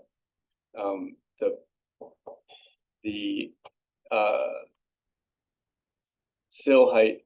But I would also point out that the existing sill heights are all, I guess you can't see it because it's goes to the other elevation, but the where is it?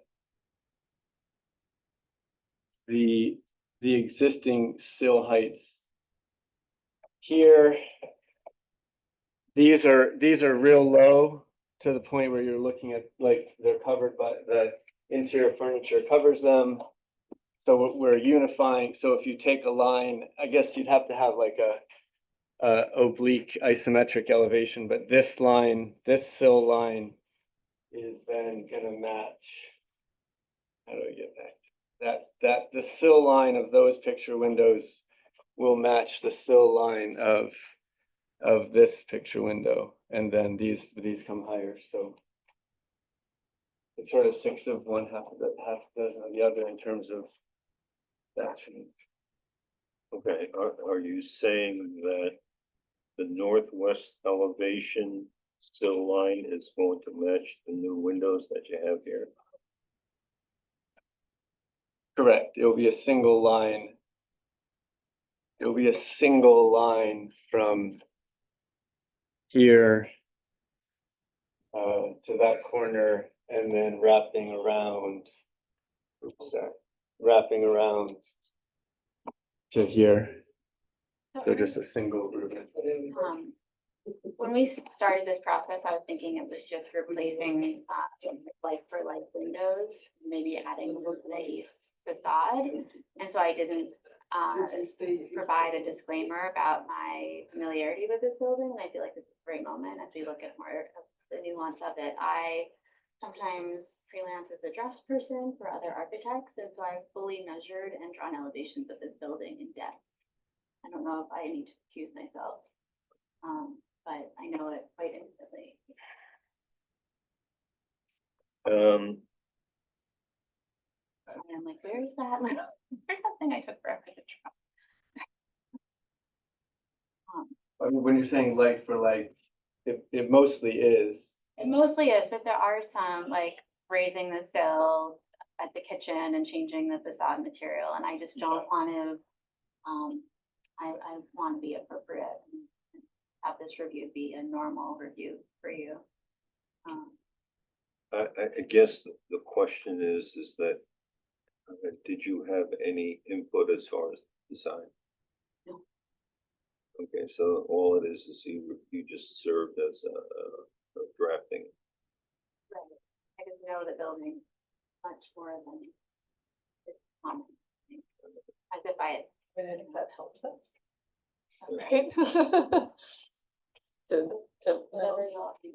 Okay, so we talked about the northeast elevation, the southwest elevation. Now, how about the northwest? Existing in the northwest. Okay.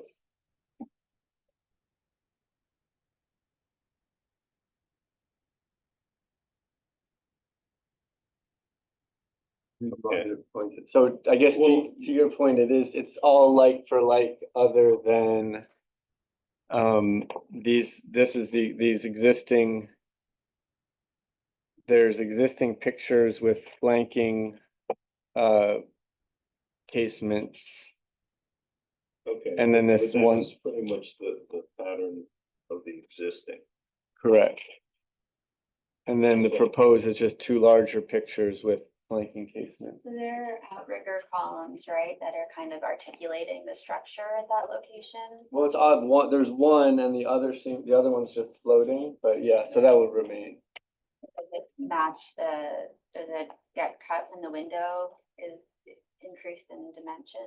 No, it's the same, it's the same. Because it's the same center. It's the same center location here. This is the one that's just floating, and then this one is coming through. But yeah, no, there'll be no change to we're either none or if there's no proposed structural modifications. It's just- So realistically, there's not a significant change here, aside from the fact that the windows are floating. These are the things Yeah. That's true, some are structural and some are like cosmetic, right? There's two, one, I don't actually know how they're floating it, yeah, there'll be no change to those. Marvin can integrate a structural, basically like structural mullion. I'd be open to increasing the space, but, Okay, now, obviously, you got more of a basement elevation there. Is there any change in those? no. Okay.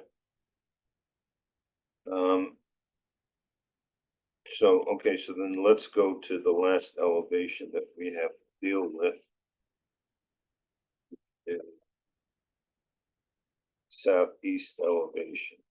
And that is, sorry, because it's updated, so I did change that door in terms of the graphics of it from what you have. And it's that Marvin slab with the side light. That's there.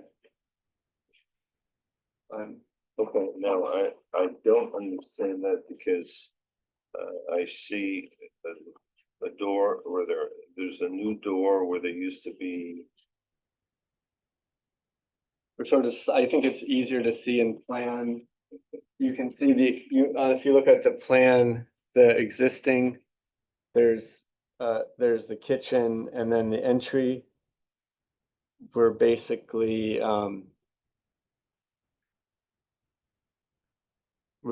sliding the entry over.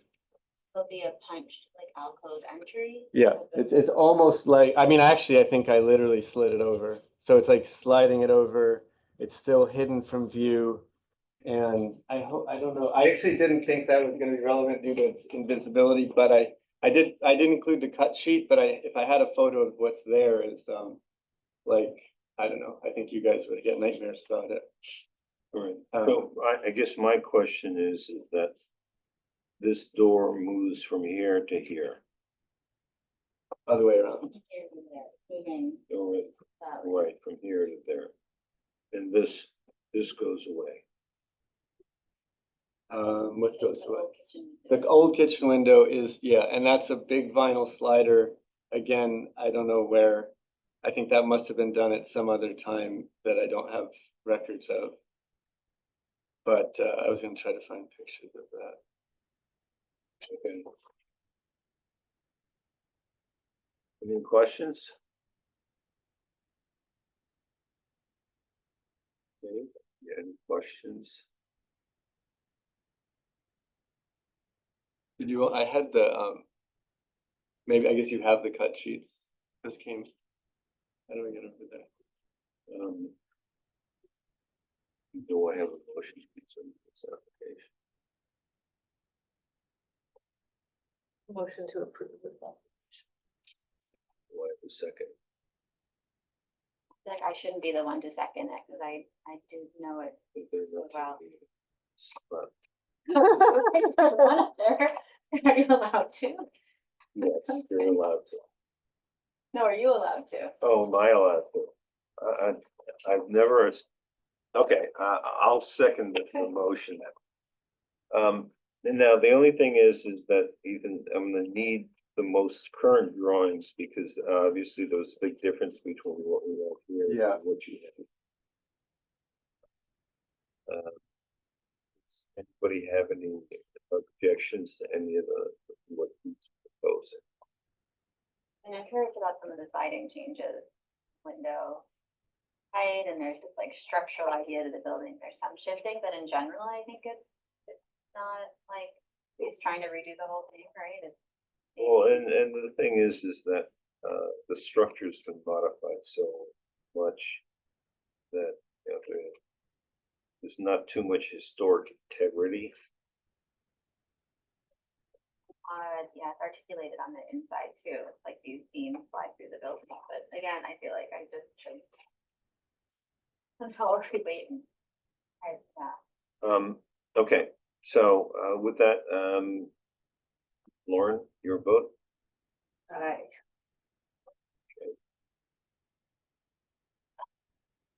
You're allowed to vote. I know, I just don't feel it's a sensitive thing and I don't want to recuse because then you wouldn't get the vote and it's minor, but you've already seconded it, so you're the ones that are, so I'll just, if you guys are comfortable with it, I'll defer to you and Well, say. I mean, if you have any questions or anything that you want Ethan to address, now's the time to say so. I mean, maybe I could ask for you to just look at the siding that exists now as a 1950s building that's funky but cool, see if the articulation of that is worth preserving. I got a question. This carport, how new is that? Built in 1953, and but we're not doing anything with it. We're touching it. Okay, it's just that kind of reminds me of a house. Who was the owner? Current. Yeah, I don't want to say it wrong, Maureen Tompkins. But it was previous, it's on the survey. I can't remember the previous. Yeah, I think that maintain the plywood seemed like a bad idea, but maintaining that structural articulation could be a good idea. okay, And yeah. that Well- punched opening, it kind of like carried, those beams carried through, right? It's a pool too, it says remodel existing pool and pool deck, do you need to look at that? I mean, what? I have the information. Is Maureen Tompkins a widow? I don't know. George Tompkins used to be a building inspector.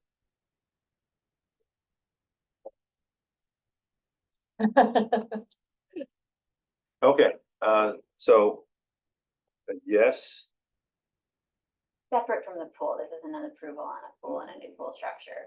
right, there's nothing, It says remodel existing pool. and pool okay, deck. yeah, so let me ask you about that, remodel existing pool. So I have the railings. So proposed the railings are totally not to code, so we would have to do something.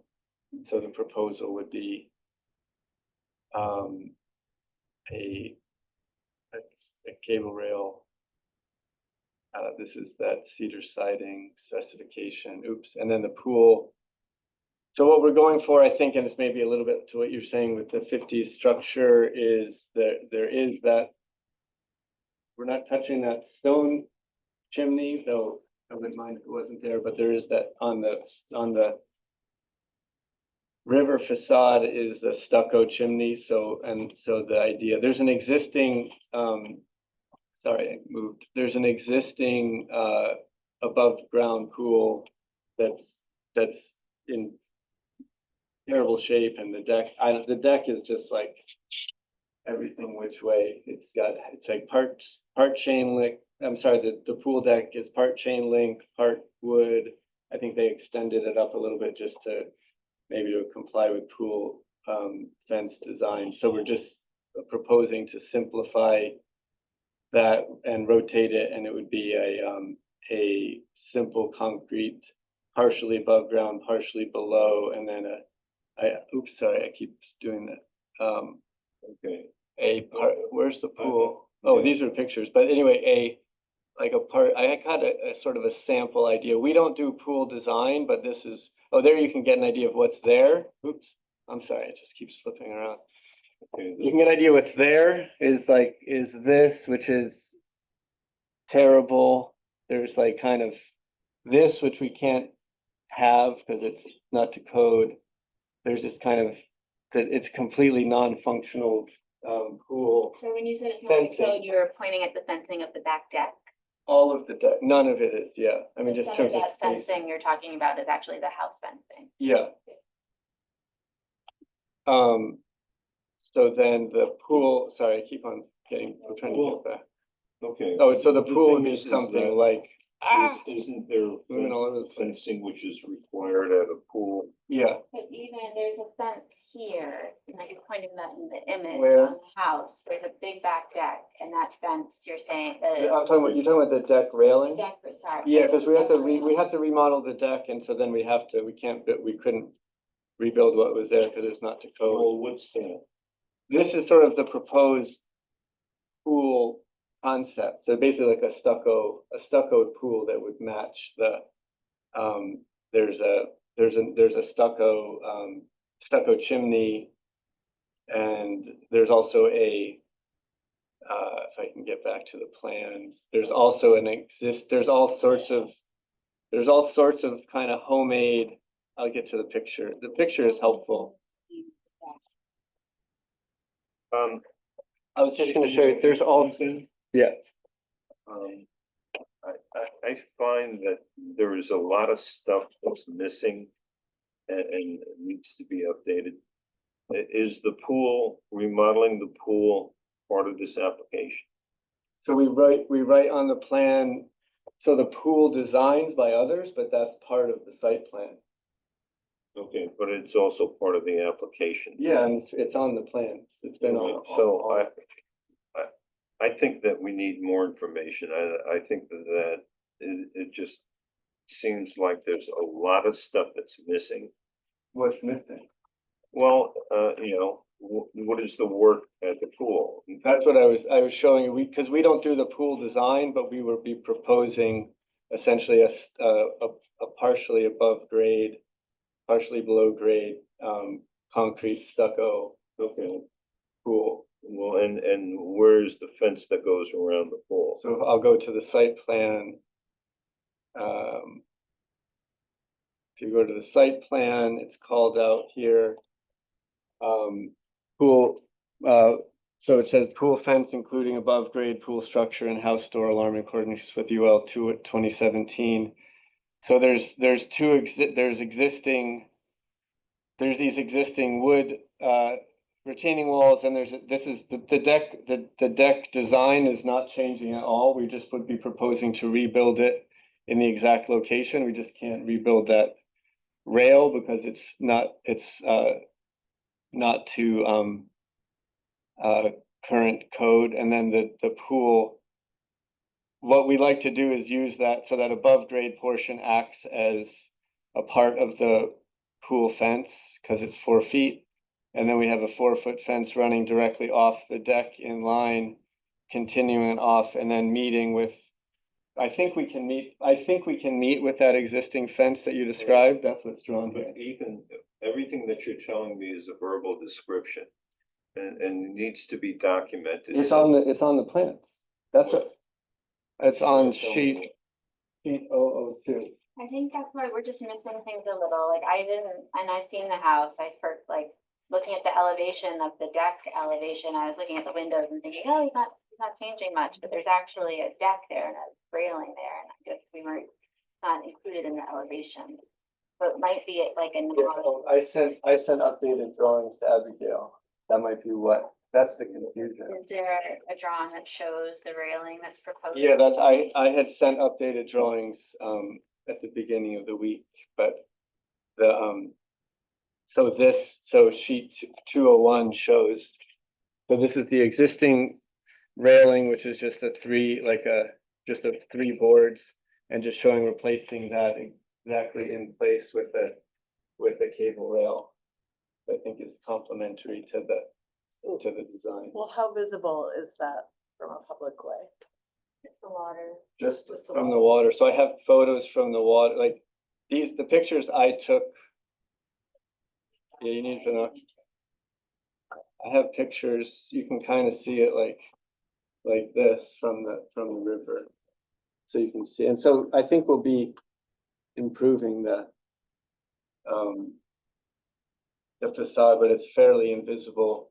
I didn't know if the river counts as a public way, but Really does. yeah, But the deck is visible from the river, I mean, or it's really those like I upper tried to- story windows? Well, the rail is a wire rail, yeah, and that's legal. I thought you couldn't you weren't supposed to have horizontal. so that's for the deck, which isn't a portion, is not a portion of the pool then. I'm getting it. Issues that I shouldn't deal with. Okay.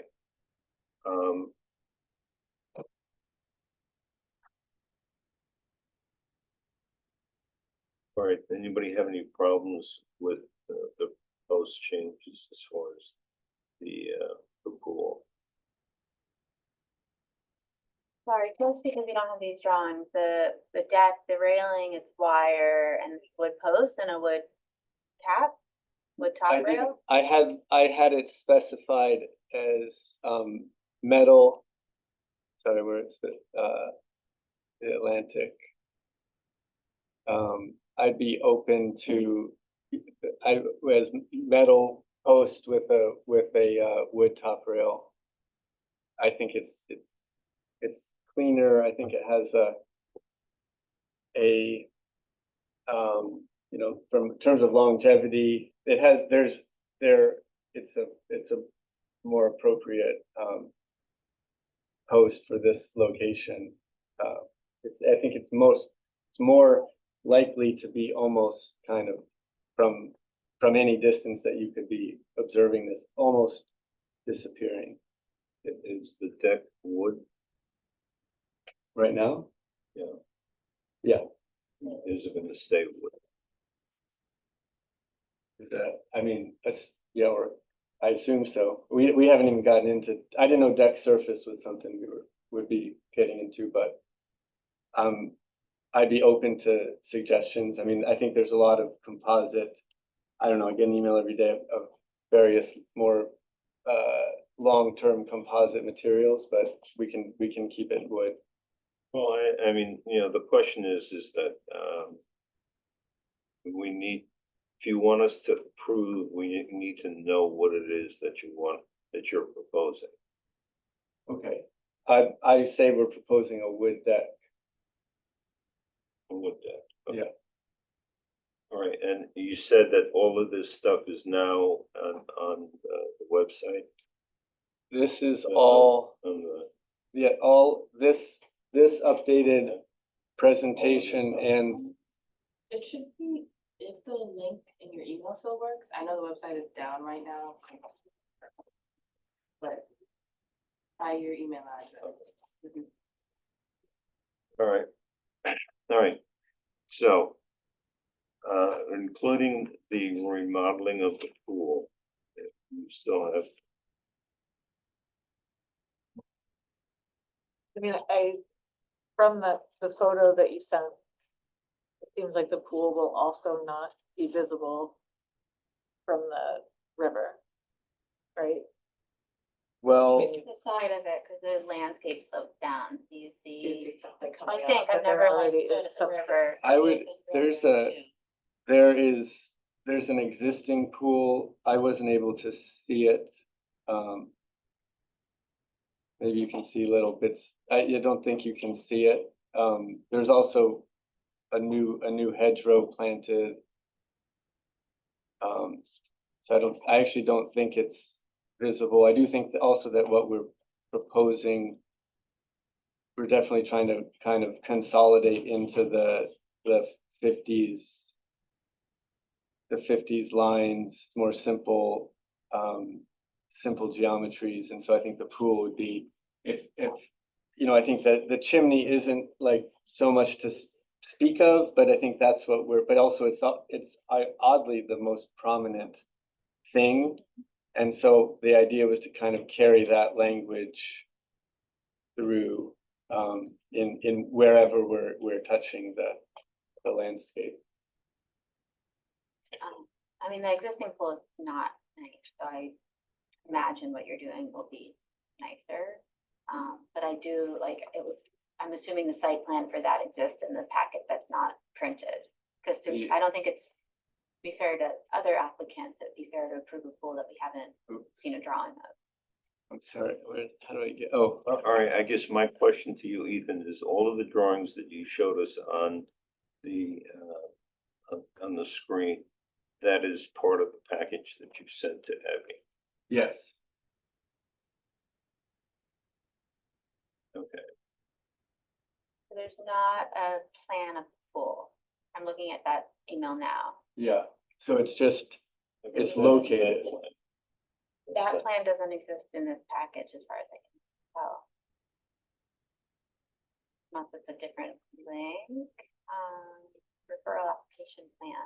The plans are 10 pages, one site plan. Rather, Oh, there, okay. okay, all right.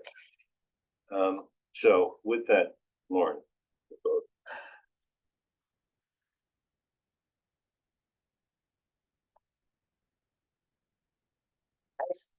I think that this is a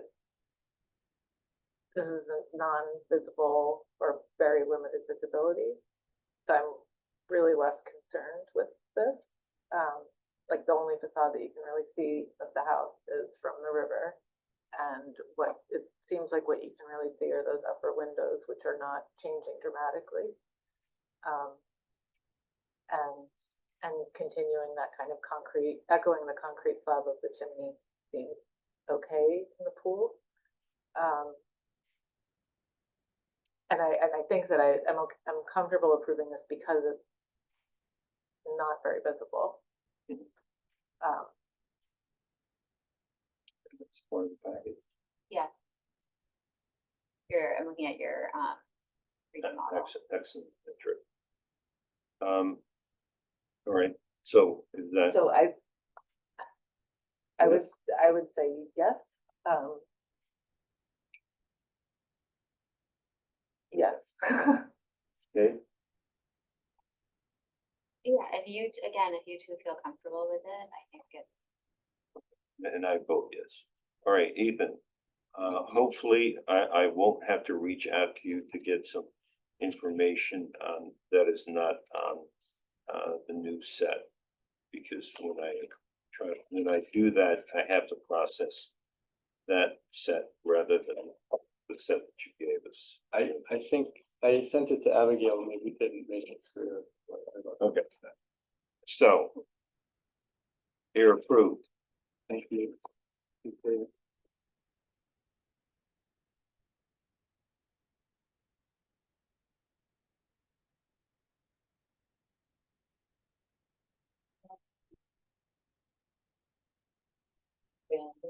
Yeah. Then I'll second it. Then Okay.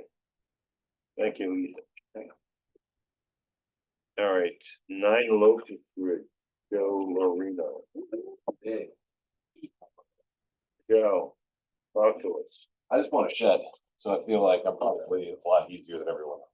Not all that complex.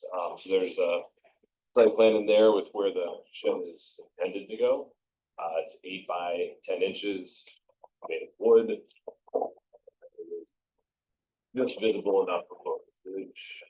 We are here for that.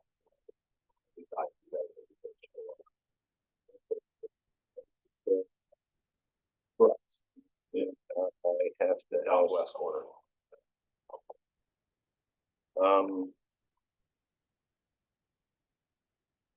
Have you?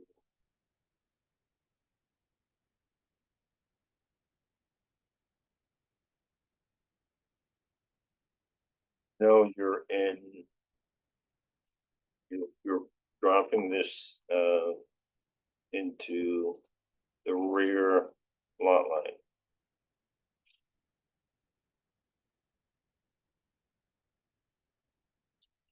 Do that, nor did do I understand necessarily what that. The setbacks, you mean? Yeah, the setback for a rear yard is, and the only reason I know that is we got into, there was a number of instances where people put stuff. The zoning requires a certain rear yard setback. And typically in the rear yard setbacks, you're not allowed to put in any construction. Now, obviously, you have an existing, is that a shed? Well, that was, so when we did the site, the most recent site plans, there was a shed of basically the same size back there. It's more of a play shed, to be honest. We've since gotten rid of that, but that was sitting there seemingly with no issue. Okay. That we bought the house with the shed. Yeah, and because a lot of houses have sheds in the backyard. And, which was all nice and good until they decided they were gonna fix up the sheds. That became an issue. Because as long as, you're repairing a shed, it's okay, but if you're, replacing more than 50% of it, then it becomes new and you have to comply with the, okay. Do we have, and does anybody have any issues as far as the shed that he's proposing? The building itself, not the location. So you're saying? Yeah. I mean, the location is not our issue. And we can issue him a certificate pending approval by the planning board or whoever.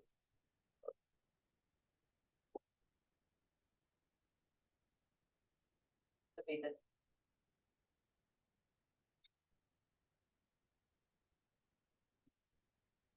Expert Amish Woodworks.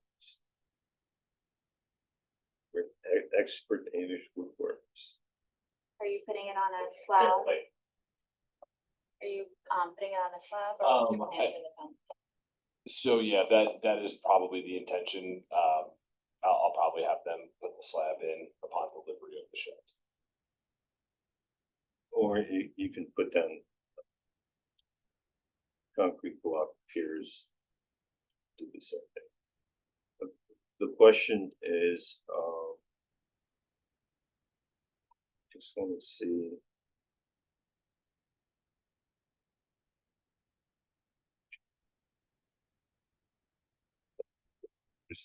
I would sorry.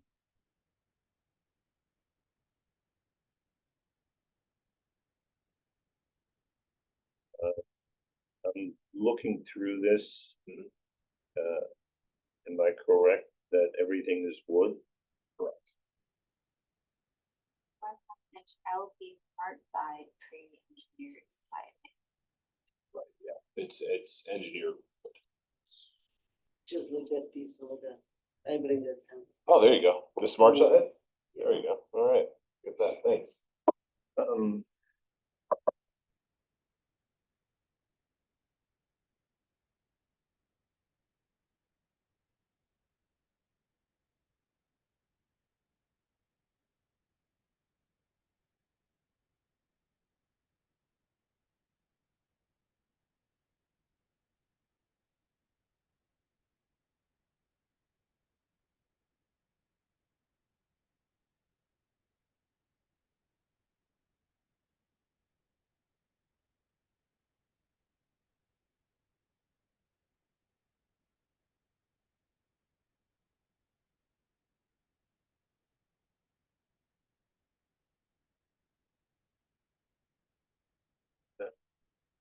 Yeah.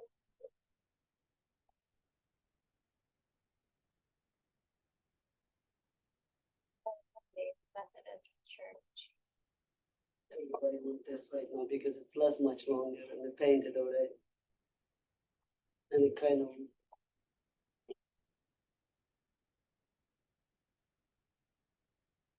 Well, that's the siding, and I guess I'm trying to tell from the picture, is that this what, similar to what used to be called texture 111?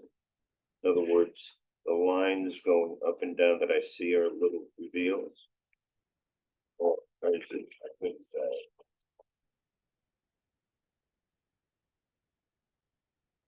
Thank you, He's saying, are these kind of little divots, right, between the? Well, colors? texture 111 had, lines, and, as opposed to what is the typical shed, it has a, batting board bat. Okay. Like, does this go in, or does this come I out? believe in it does. profile? I actually haven't even seen it in person, personally. This is, I mean, this is that. Right, okay, Brooklyn, No, up north. up north, yeah. Up north, Amish. Yeah, where the Amish do their woodwork, yeah.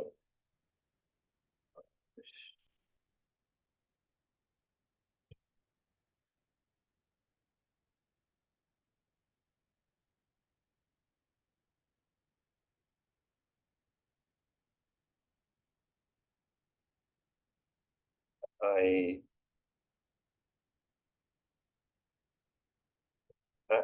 have a problem with the construction, but I'm just, it's a shed. Are you planning to orient it so that the doors are this way? Yeah. Or the gable? The doors would be facing towards the street. And are there any like vents or windows on the gable inside? No. Nothing? No. Would you consider reorienting it so that the gable end is on this side and the doors are accessed on this side? I'm not against it. Yeah, I don't think it has a gable end, I think it's, Oh, it's just a pitch?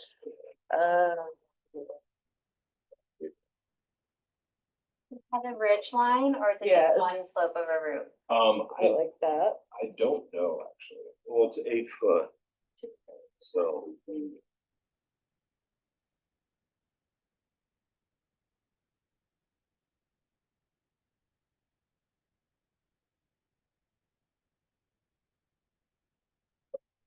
Research myself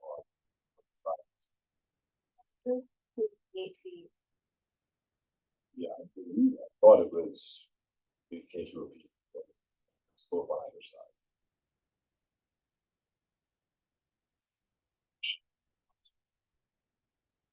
What you all want, honestly. This is part of a bigger thing, really. Trying to clear out my business. Yeah, that's literally all I'm trying to do. Yeah, so you tell me what you want, I'll get it. Okay, I think that, The orientation of all. Yeah. I have to talk to Alice as well, but my wife.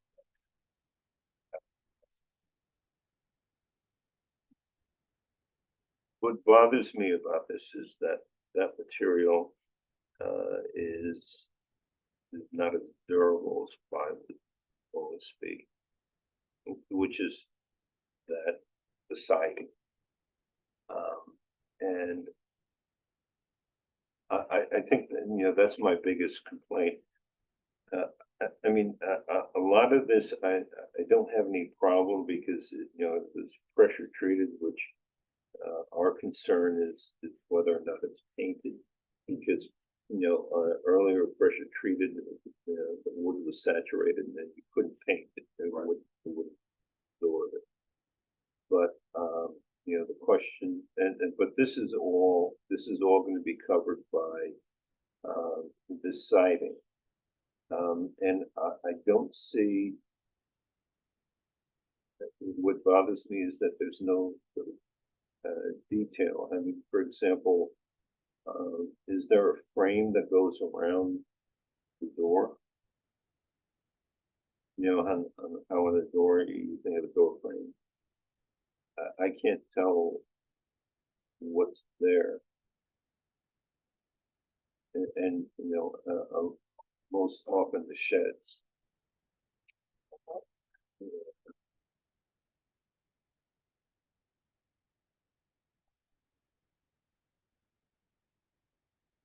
doesn't help this case, but it helps if we can see it there. I mean, it doesn't have any of the detailing that is normally expected.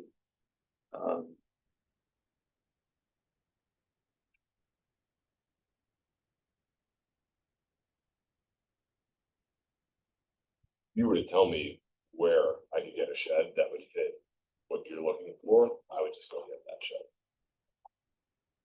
That would be drawn as well. There's a place that builds shed across from Home Depot. I know that place, yep, I was looking at those sheds as well. Okay. I'll gladly purchase a shed from them instead. All right, well, if that's the case, then, and again, since it's only three of us, and my feeling is to vote no. So, in 2 weeks, we have another meeting and we come back with a shed at that time. Now, what we're looking for is plywood and traditional detailing, board and bat. Okay.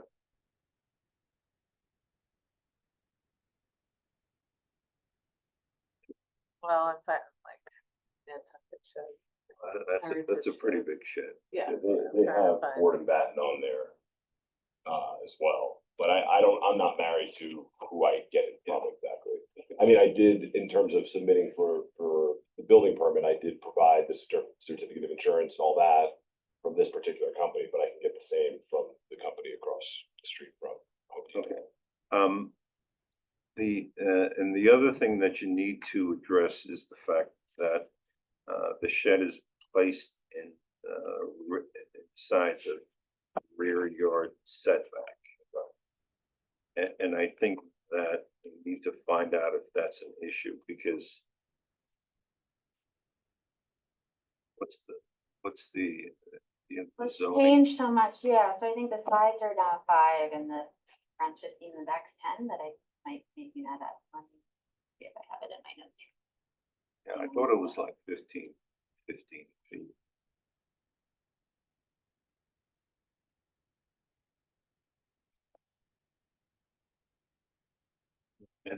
And so ultimately,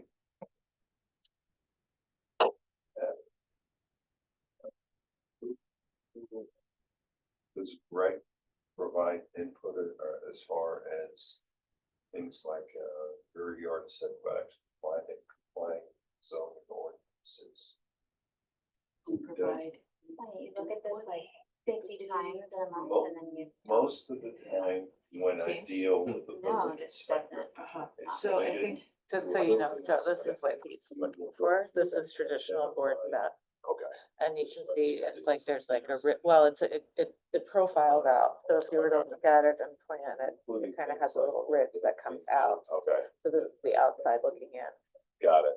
rather than, I think these, I can't tell what these do, but they don't go out, they might kind of go in like this or Got it. something. So he's wanting that more traditional Okay. construction. Got it. Well, Um, we'll approve this, but ultimately, he needs to make sure that he can put it where he's showing it.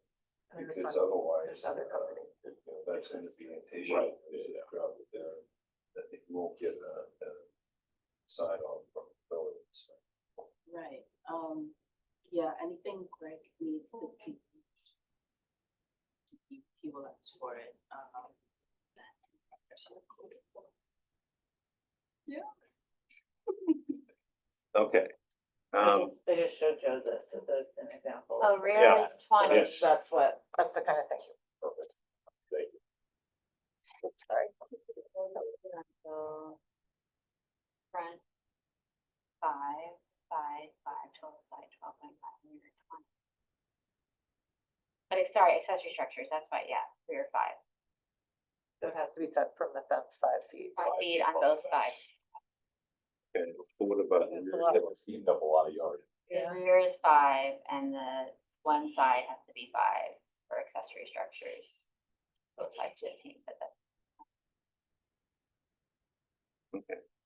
Is it considered a structure if it's on concrete block, the slab. It's an accessory structure. Anything, An 8x10 shed then becomes a 13 by 15 shed. Am I doing the math right? Yeah. I mean, in terms of the space that it takes up, then, right, I'm going 5 feet. I mean, I've got a small yard, you know, all things considered. So that's probably. And that's basic zoning stuff, so it's not even us. No, understood, yeah.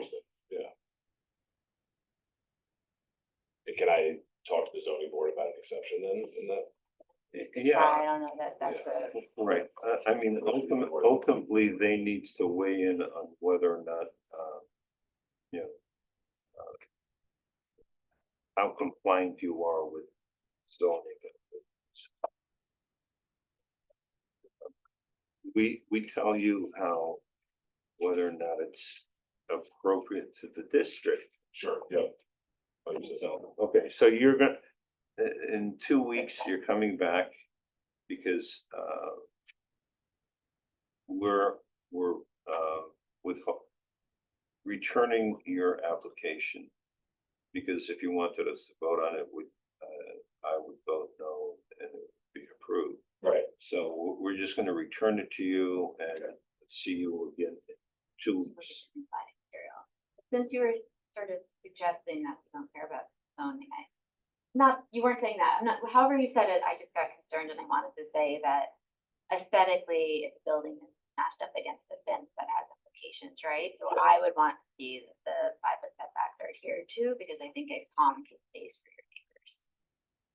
Maybe you put the shovels. Yeah, Your well, property usage, I don't know what, but I think I would look to have that. Unless zoning says no, then maybe.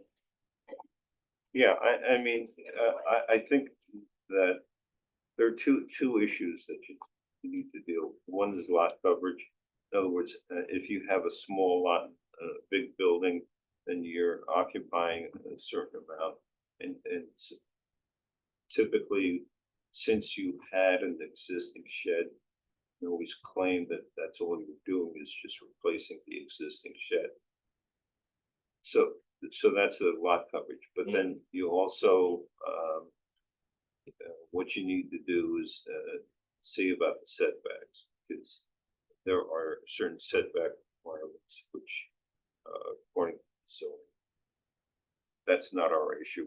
We're going to, approve or rule on what the shed looks like and whether it's appropriate, and then they'll tell you where it needs to wind up being. Understood, yeah, okay, great. Thank you. I'll be in 2 weeks then. Yes. No, I didn't mean that. No, but it is. Yeah, it's all You good. could have, and it would have been fair, yeah. It's all good. We're all here together, right? I also said. Okay, 1 Railroad Avenue. I'm back. I was wondering why you were hanging out, like. That's why. this was No, I your- was really enjoying it. Figured we could stay for a little while longer. I was just looking to change the sign. You're gonna change it to Claude's? That's the plan. Okay. Italian specialties. All right. Waited long enough to open something. I was just being lazy, I guess. No more pokeball, whatever you said. Yeah, honestly, that ended up being a fleeting idea, and I ended up partnering up with a buddy and do this instead. My office is in the back, and I've had it empty for a couple of years, and finally decided to do something. Okay. Family person, right? Yes. Yeah, we do. so- All right. So this is, For this too. Oh, awesome. this isn't the depot, this is. No, it's right next to the, up, It's the common corner. Used to be. Railroad Ice Depot. cream place. Right. Those 3 lights are there, Yeah. right? That's the application And if set. you look closely, you can see the outline from the ice cream cone Perry sign that used to be up there. We'll get that up too. Up here. Yeah, there, and the ice cream cone's right there. Oh, yep.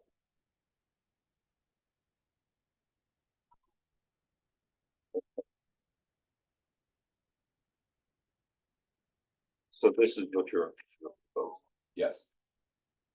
And is that, what kind of sign is that? I mean, obviously, the sandwiches, paninis, Italian specialties, that's all, It's just an MGO plywood. okay, well, it's, by painted plywood. Yep. And everything else is the pressed on windows and so on. Yeah, it's vinyl lettering. Okay, how is it attached to the cornice? It's just screwed on there's gonna be just, I think, however many, 8 screws.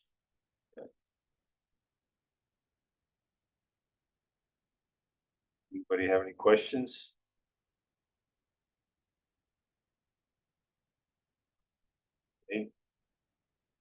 Fine.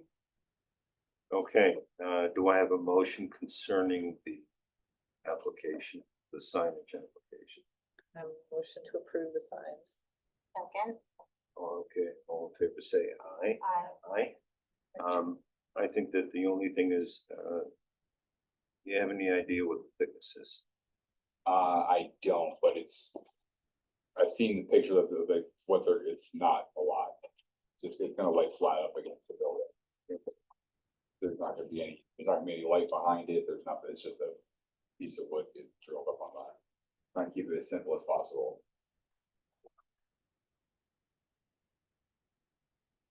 Wanted to paint the whole top of the building red, but the landlord wanted to do that. Funny enough, it's not my building.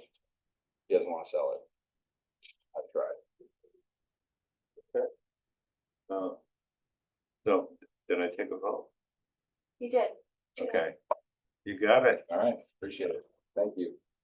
We'll see you soon. Thank you.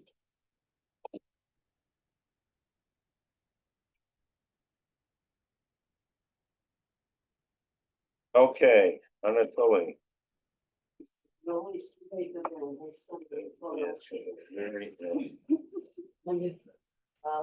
Because we worked it out. And your bill for a couple $100.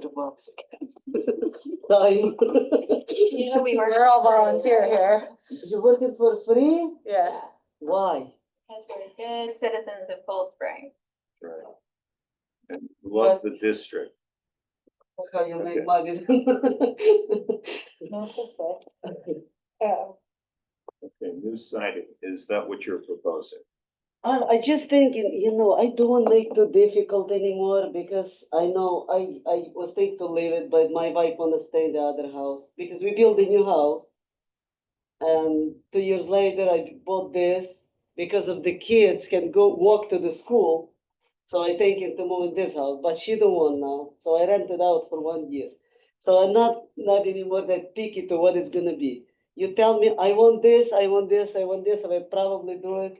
I don't wanna have all this, Jesus, because I don't realize before how detailed. Well, okay, so you have. I mean, that'd be great if you approved me this because this is already painted and this is gonna last much longer than regular wood. I work in the construction, I see it, but every 5 years they changing and patching everything. Okay, well, I understand that, but you have to understand that our job is to make sure that any changes that are made to the buildings are appropriate to the district. In other words, they fit within the district. Now, the problem with a material like that is that I'm sure there are wood components elsewhere.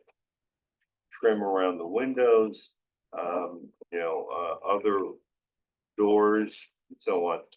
And realistically, that ages differently than wood.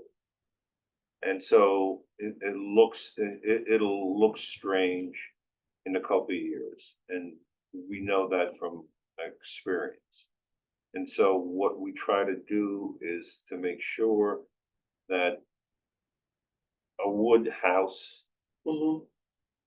there are, it's painted and periodically you have to repaint it and that's the nature of wood. So that's why that would never get approved. And is it horizontal siding? Yeah, just, no, right, it's covered with the vinyl, but I pull it out and I see one, just 1 by 6, I think. Yeah, something like that. 1 by 6 is, but they rotted already, so they cover Well, with vinyl. we'll take a look at it, because in the other instances in the village, what we've done is, What what you would say, what do you think what you would do if that's be your house? If you want something which is not crap, like a pine or something, which is gonna gone in 5 years, which is not cedar because it's gonna be 55,000 just for a cedar. Right now, I get the quote already. I had siding on my house when I bought it, and like around the corner from you, and, when we took it down, we realized it wasn't all rotten, and a lot of it, that you could just replace certain boards. Oh no, the problem is that it's not even plywood underneath, it's not even plywood. And when I fix it inside, I spray foam, and they spray foam get out through all of those holes. And you know, when they, for over the years, maybe they moved something or something, because it's different kind of a levels and everything. I don't think I can say whatever it's underneath, because when I pull it off, I just, and I close the back. It's too bad. okay, but you said that there were 1 by 6 boards. It's 1 by 6, yes. Right. So it's not plywood, it's 1 by 6 is in fact the siding. It's like, it's not 1 by, it's whatever, half by, whatever, like a clubboard, old style clubboard. Right. Well, so, but that is what the original siding was. Yes, and I okay to have again, Yeah. something like that, but something. Probably not cedar, I don't wanna put the cedar, because cedar right now, it's just too expensive. Something different, I don't know, what would you normally, what they normally do? Well, is it a bevel siding? In other words, Bevel is it siding, yes. elapsed? From half to quarter, 1 by 6. I would go with, see, again, what Lauren was describing is an instance that we have found in other places, that you remove the vinyl siding because vinyl siding is something that put on. And then you looked at what was there. I mean, there are some boards that were rotten, but there were also a lot of them that are not rotten. And it ultimately winds up being cheaper because you're not replacing all the boards. Oh, but the labor and everything. Well, and, you know, with wood siding, the To pull all of labor is those the same. nails, I mean, I can try, I have to see what it is, but We did it ourselves. so much. In the end, you will be so proud of yourself. It's, I know, I bet few houses I going through, I'm never proud of myself, I hate myself. And always I said, that's the last one. And now I say, last one, especially with all of those exterior issues. No, okay, what about the windows? Because I think the windows we talked about last. That's the thing, I don't know what to do with the windows. In the one side, those are from Home Depot, they give you quote also 50 and something thousand, and it's also wood. The other ones, it doesn't really like, even if I modify, you see they different right now. I don't know, if you approved me, the other ones, I do it, but otherwise I probably just paint and leave it wherever it is. Because I don't wanna put it's plastic right now, it's low quality junk, but this junk, it's gonna last right there 50 years. I put it $50,000 window right now, in the 5 years, I will patch them, I know that. That's the problem. Are I mean, these Anderson windows? This A series double hung, is this? That's the 50 and Anderson? something thousand, There are- wooden. Right, there are between the two options, well, the three, the ones that you originally proposed and the existing in Anderson, those are all different price points, right? And there's also windows that are aluminum clad. And those we would accept aluminum clad windows, and those you can find at a slightly lower. Just like this, but aluminum clad? Yeah. So if you want to, I mean, I'm not an expert on window pricing, but I know that there's some, we would, I think, prefer wood windows, but there are some alternatives that you could look into. Yeah, and see, the other thing about these is that I would assume that what you have are double hung. We looked at those a few months No, ago. that's different, This actually. this is his current one that he's sort of saying is a lot.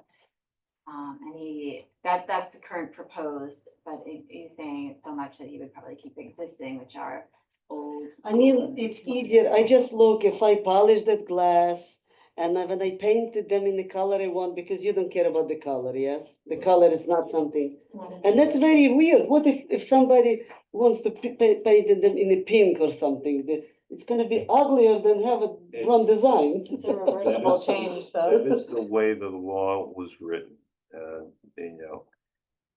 Back in 1976, when they created the district, it was one of the issues that they raised. They said, I don't want anybody to tell me what color I can paint my house. And that was, I mean, but it's better than when somebody tells you about what kind of material I have to use. It's better if you choose the color, I choose the material, than if you choose the material and I choose the color. I mean, our job is to retain historic fabric materials where we can. I mean, I think back there when they come up with all of those rules, there wasn't so much composites. Everybody used to use wood before, but not, right now nobody wants that. You know, everybody wants.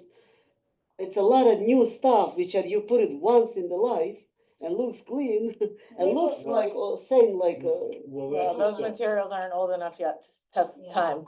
It's the same with vinyl windows and. Yeah, the everybody siding. thought those were Wood gonna last. No, the actually- vinyl it's terrible. And I also want to ask you, I'm not gonna do it now. But eventually, metal roof, it's, what do you think, if you appreciate metal roof or not? Instead the asphalt, it's asphalt right now. It's new. You mean I like mean, I expanding? just hate it because of the asphalt. And I do copper work, metal roofing. I mean, it's not gonna cost me you're talking about standing seam. Standing seam, yes.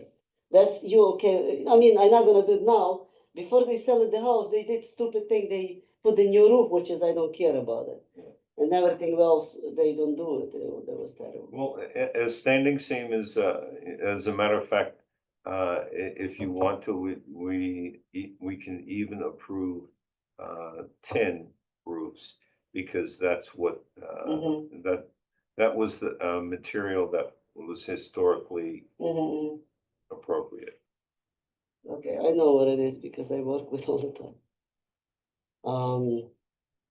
Okay, so you said, then just the, I don't know, whatever you think. I just think into, with that siding because it's so ugly. One It's just step, ugly. I hate vinyl siding because it's right, in the middle. one of the step at a time. Why don't you take a look, take the vinyl siding off and see what you've got?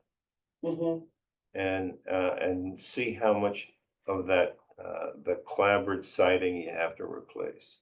Because it may be much less than what you originally thought. I mean, it used to be they slapped on vinyl siding because they didn't want to paint it, Mhm. but it doesn't. But you think it's okay, underneath the siding, there is no plywood, and the house doesn't have a plywood at all? Yeah. Or should I rip it, put the plywood and then put the siding back on the top? You know, because it still doesn't, it's an old house, you know, and the plywood, they hold the structure. I did so much work to fix it because all the foundation was cracked. I supported the back wall, I put the foundation underneath. I did major work over there, actually from inside out, you know. But now I think, I just worry about there is no plywood underneath the siding. Right.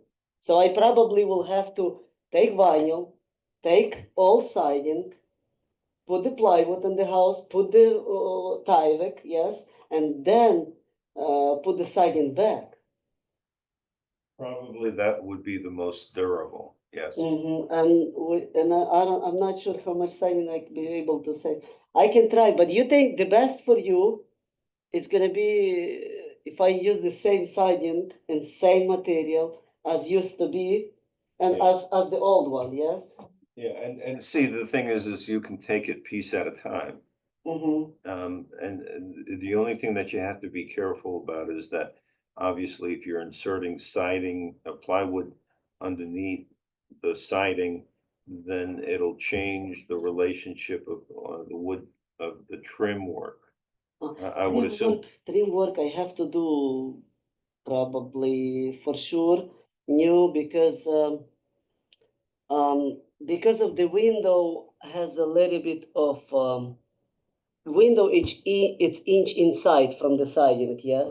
And all the water goes behind the siding and all the corners around it's rotted. That was the main thing why I have to do it. Maybe they took the drip edges off. I mean, They it's decided just, nobody cares about the house. It's old woman, you know the house, yes?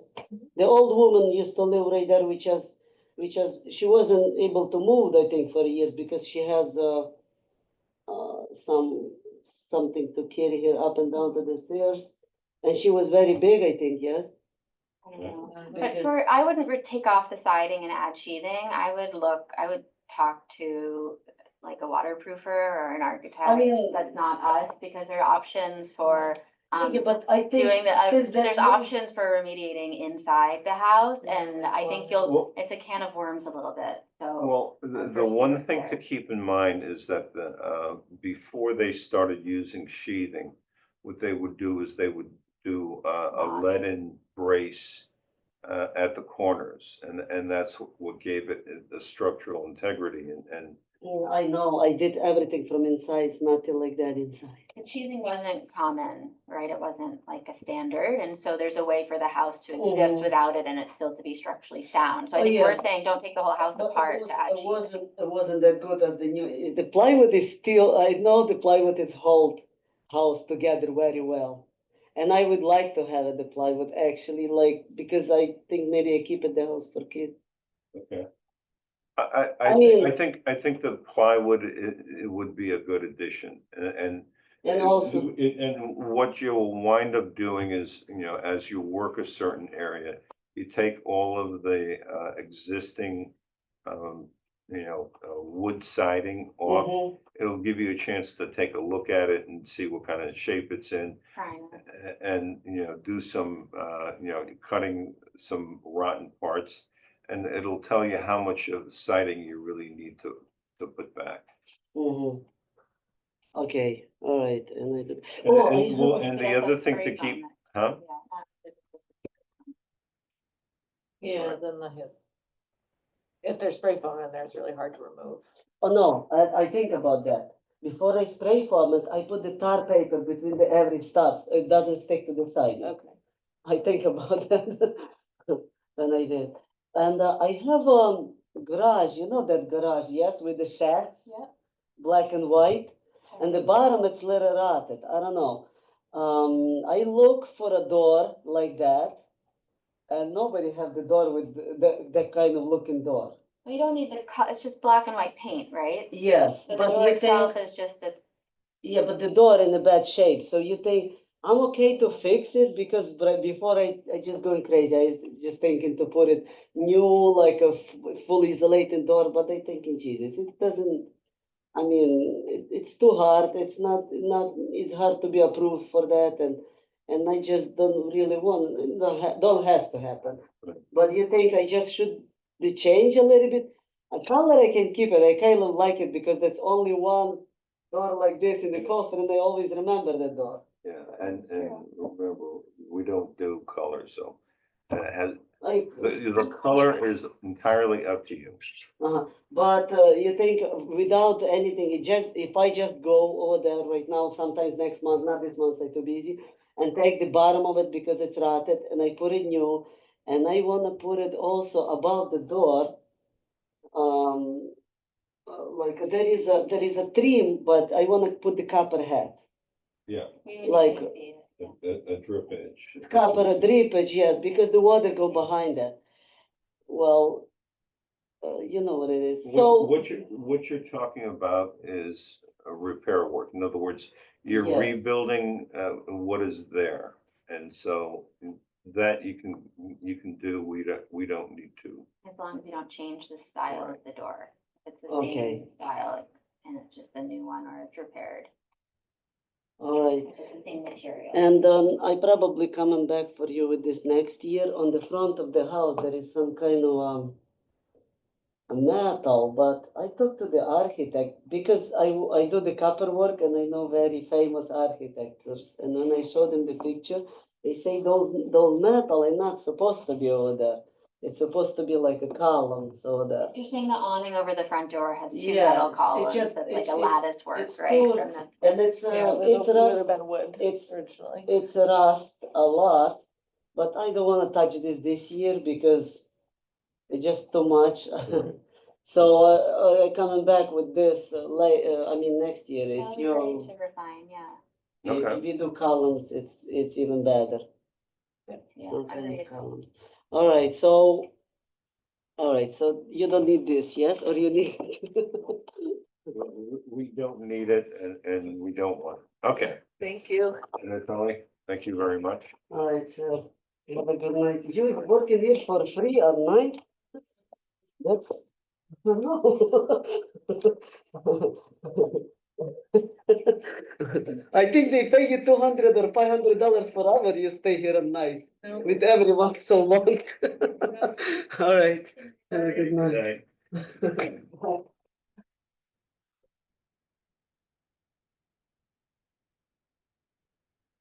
Okay, what's on the agenda? Can we vote on any of these minutes?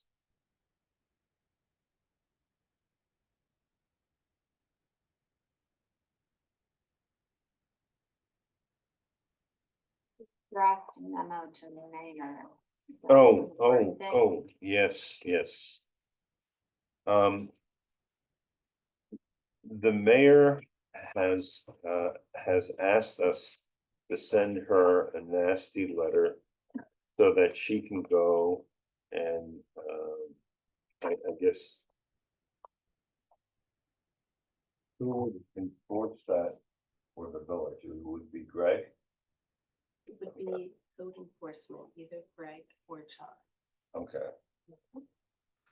So. What we need is a memo from us to the mayor saying, Mayor, we are very upset because there are a number of stores that have neon lights, which are forbidden by our guidelines. And the issue about the painted signs has not been addressed. Like the painted sign in the masonry, or So that to be in the letter as well? Right. So, does anybody want to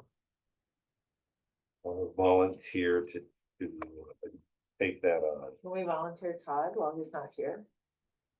Yeah, he can I mean, have an he's been out in Yeah. California. He's been out in sunny California, so he gets to do it.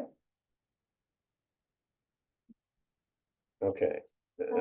Flashing, intermittent, rotating, or moving lights and neon are not permitted in the historic district. Application of Is that the one AstroTurf where on the George wall. had that forever, or that's inside maybe? It's inside. Okay, cool. It's the salon Oh, yeah. above Great. the Yeah, real that's the only one that makes sense, that wouldn't make.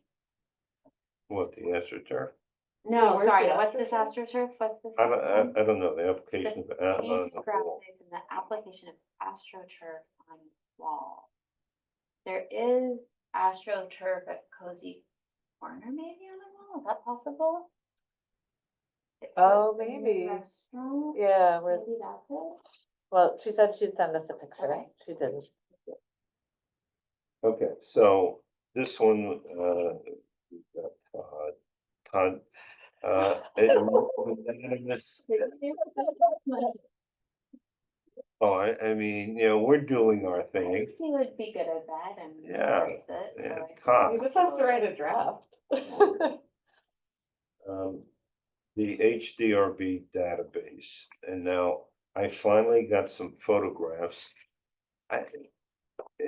is it just me, but I have a hard time, when I take photographs with my iPhone, getting them onto the laptop. It seems like it's a very it used to be very simple.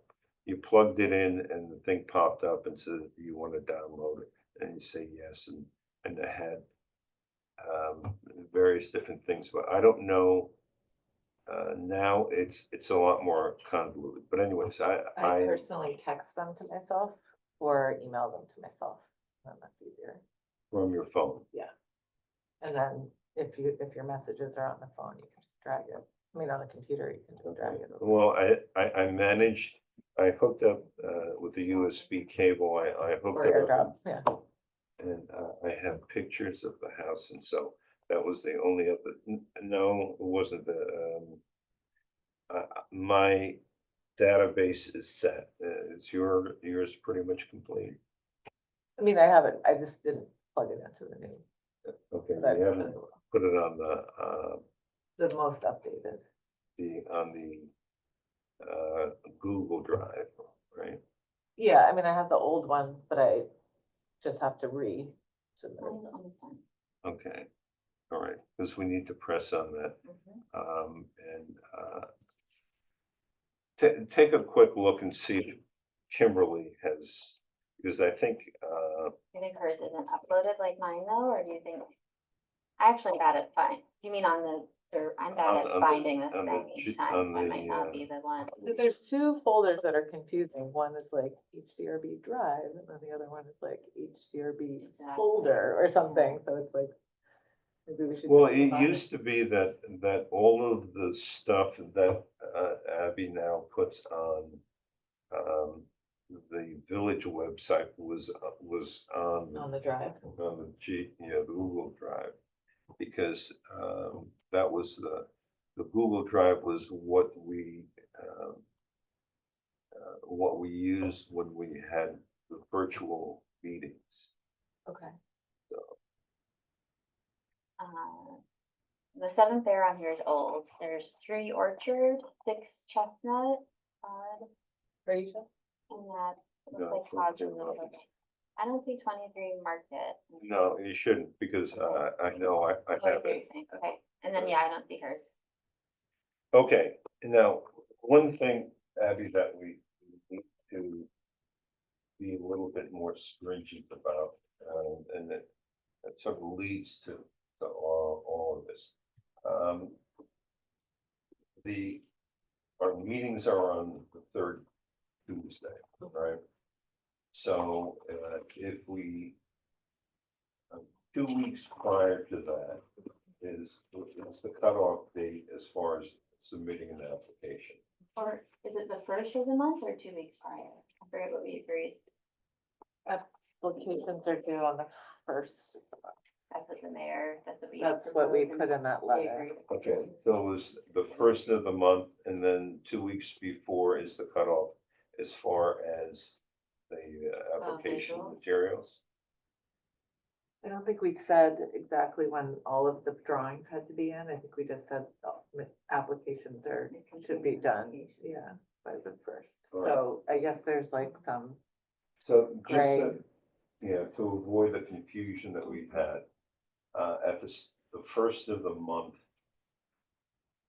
whatever applications we have in, those are the only ones that we process. We're not going to, I guess aside from signage, because signage is something that we have to deal with.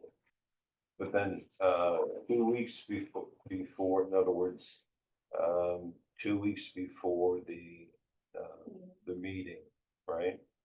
Is when, we'd like to have all of the materials, loaded onto to the village website. Mhm. Okay. And that way, you can tell people and, say, this is it, this is what the board told me to do, and, sorry if you can't make it, all right. I think it says it on the website now, right? Didn't we make that change? So they should know it's been a little while that it's not they can't submit it the week before and expect to get on the agenda. Because the added time is that we can review Well, material. except, you know, in the past, we've taken applications that were submitted, you know, up to the day before the meeting. Yeah. And so, you know, this is what most people are familiar with. And so. And that's why our meetings go on until. I mean, I know, yeah, we're like, I just feel like I'm not offering intelligent feedback. That's why you made the change, right? So there's now a deadline to give time to come to the table informed. Yeah, I mean, I think it's also important to weigh the frequency of your meetings. I think, I don't know, I'm not on the board, but I would much rather you guys have 5 applications now and 5 applications for June rather than 11 or 12 applications for June, and then being, 63 Pauling is, they're building up from the ground, there's nothing there. So stuff like that, then the pavilion, then 3 signs. So that, and there was a little bit of miscommunication that's internal. And Well, then, you know, it's stuff like, you know, what Ethan did, you know, he had a whole nother set of drawings that, you know, yeah, you couldn't get ready for us. So what's the point? And, We almost He- approved a pool without realizing it. So if we have a little more time, I think yeah, 2 weeks will be really helpful. right. It gives us a little more time to go through the applications and be ready to discuss it with them. yeah, in the event that something like that does happen again, like if there's some kind of revised plan, and that isn't, because I don't have that physical copy, he did send it to me via email. But in the event that does come in after the deadline and the initial submission, what do you advise I do? I'm not really empowered, but I thought I would ask, because I do have a feeling that something like that. So I'll send you an email saying, you know, we discussed this is how the board would like to process, you know, receive and process the applications. Sure. So in that event, if it is on the agenda, would you like me to take it off the agenda? Just so I know what to expect. Alvin, do you mean you'll send in after this meeting, like a summary email with the protocol? Mm, And that will anticipate, like, if you have the full application, if someone switches one elevation, no problem. If they try to switch the whole project, forget it, like, whatever those guidelines are, and like. And then you can just be like, Al says. Yeah. Bad guy. And then he can be the bad guy. Yeah. And not you. But in general, the majority of the application should be complete, and we should have access to it 2 weeks Yes. prior, yeah. I was under the assumption that you guys were grabbing it from the website for some odd reason this month, and then the website broke. But, I can send those before, I mean, it's more than enough time. That'd be great, because I don't I know, think, I yeah, don't know I when don't it's check the updated, so I website don't all have to the check it time. every day. Right, no, that's understandable. Yeah, yeah. So, yeah, so if you could, if you got something and email it, Oh, yeah, you can even just forward it before it's on the website, you can Yeah. move it forward, that's. because then we have an idea of like what's, that'll be Yeah. helpful. I mean, if we're busy, we can just drop it in a folder, but then we know it's there, and we can, when we have a second, go in and dig in. But Al will, sorry, remember a thing on what could happen. Al, you said you'd summarize. Well, what I'm going to summarize is the fact that 2 weeks before the meeting is the deadline for the materials being uploaded to the website. And the deadline for the applications is the first of the month. And I actually have a quick question before you guys leave. I got a call about the sign process, the expedited 3 days. Somebody Fine, referred it's to different, yeah. 3 days. How does that work? How does that 3-day period work? I'd have to dig out, that's based on a court order. There was a guy, Donald Musk, who's no longer with us, but he lived down below the tracks. And he was quite a local On the other character. side of the trail. Is that what you're saying? Yeah, wait. And he was quite a character. He would sit on this porch where he had cases of empty beer cans, and he would throw them at people and visitors as they were walking up and down Main Street. Anyway, so he at one point put up a sign, I forget, some local issue. He put up a sign, and the building inspector, George Tompkins, came along and they took it down. And they said that they took it down because he put it up without getting approval from the HDRB. And so that went to court, and he took him to court, and the judge ruled that, because he was saying that his First Amendment rights were being impinged upon. So, the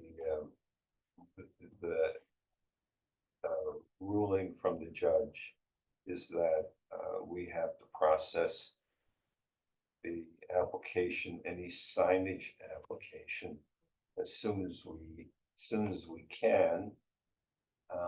But we do have a right, but even if we don't, we do have a right to review material, but we can't comment on the content. So if someone says, I want this 3-day turnaround, what do we do? We'll basically generally say we'd like to review it at the next meeting, but if they say, I know that you have to do it sooner, then how does that work? You're talking about a signage application? Signage. Well, the signage application, as soon as it comes in, you should get notified, and we have 3 days that we should respond to it. Respond to it, but not vote on it. No, vote on it. So then we might have to have a Well, meeting with at least 3 people when that comes right, up, if and someone if requires it. if we can't accomplish that, then we can do it later, and it's okay. I think that the upshot of the ruling was that we can't comment on the content, because that would be infringing on free speech. Abby, does that answer the question that you were asking? The thing is that we need to get 3 people, if we can get 3 people together for a quick signage session, then we should do that. Can it be on Zoom? Huh? Can it be on Zoom? Who sends it? No. No, because we have to vote. That's so awesome. You guys have to have 3 in person. Who's asking? So, and the thing is that, I think we are probably the only ones who really care. I haven't had anybody who challenged, who has followed up on it or challenged it. Because most of the signage applications that we get are people with signage for their businesses. So it's not necessarily a free speech issue. Follow-up question. Yes. Should be arrested for throwing beer cans at people? Things like that. He's kind of, he will. S'mores at the campfire. Well, just something to keep in mind. The house that he lives in. He's alive still? Huh? He's still alive? No, he died. The house that he lives in, he made some changes, which when he died, his wife took over the house. And there were some structural issues because he was a village garbage man, so he had no technical training, and he made some changes that were questionable, and so his wife had to spend some money to get the house fixed up. Al, I'm gonna vote to adjourn this meeting. Do I have a second? Yes. Hardy second. Well, let me say aye. Oh, well, okay, wait, no, we can't. Minutes, do we have a quorum for minutes? Everything in 2 weeks. Yeah, and it's like 11 o'clock and I have to go get my child that I'm asleep under. Cause Nathaniel had to work tonight and I couldn't get a babysitter, so. Actually, January 20th, look at those because We had board members that were on that. Can next week we do January 28th plus one, at least one more, and then we'll Well, knock out. December 3rd, Todd has to be present, Okay. so. All right, yeah. Yep. uh,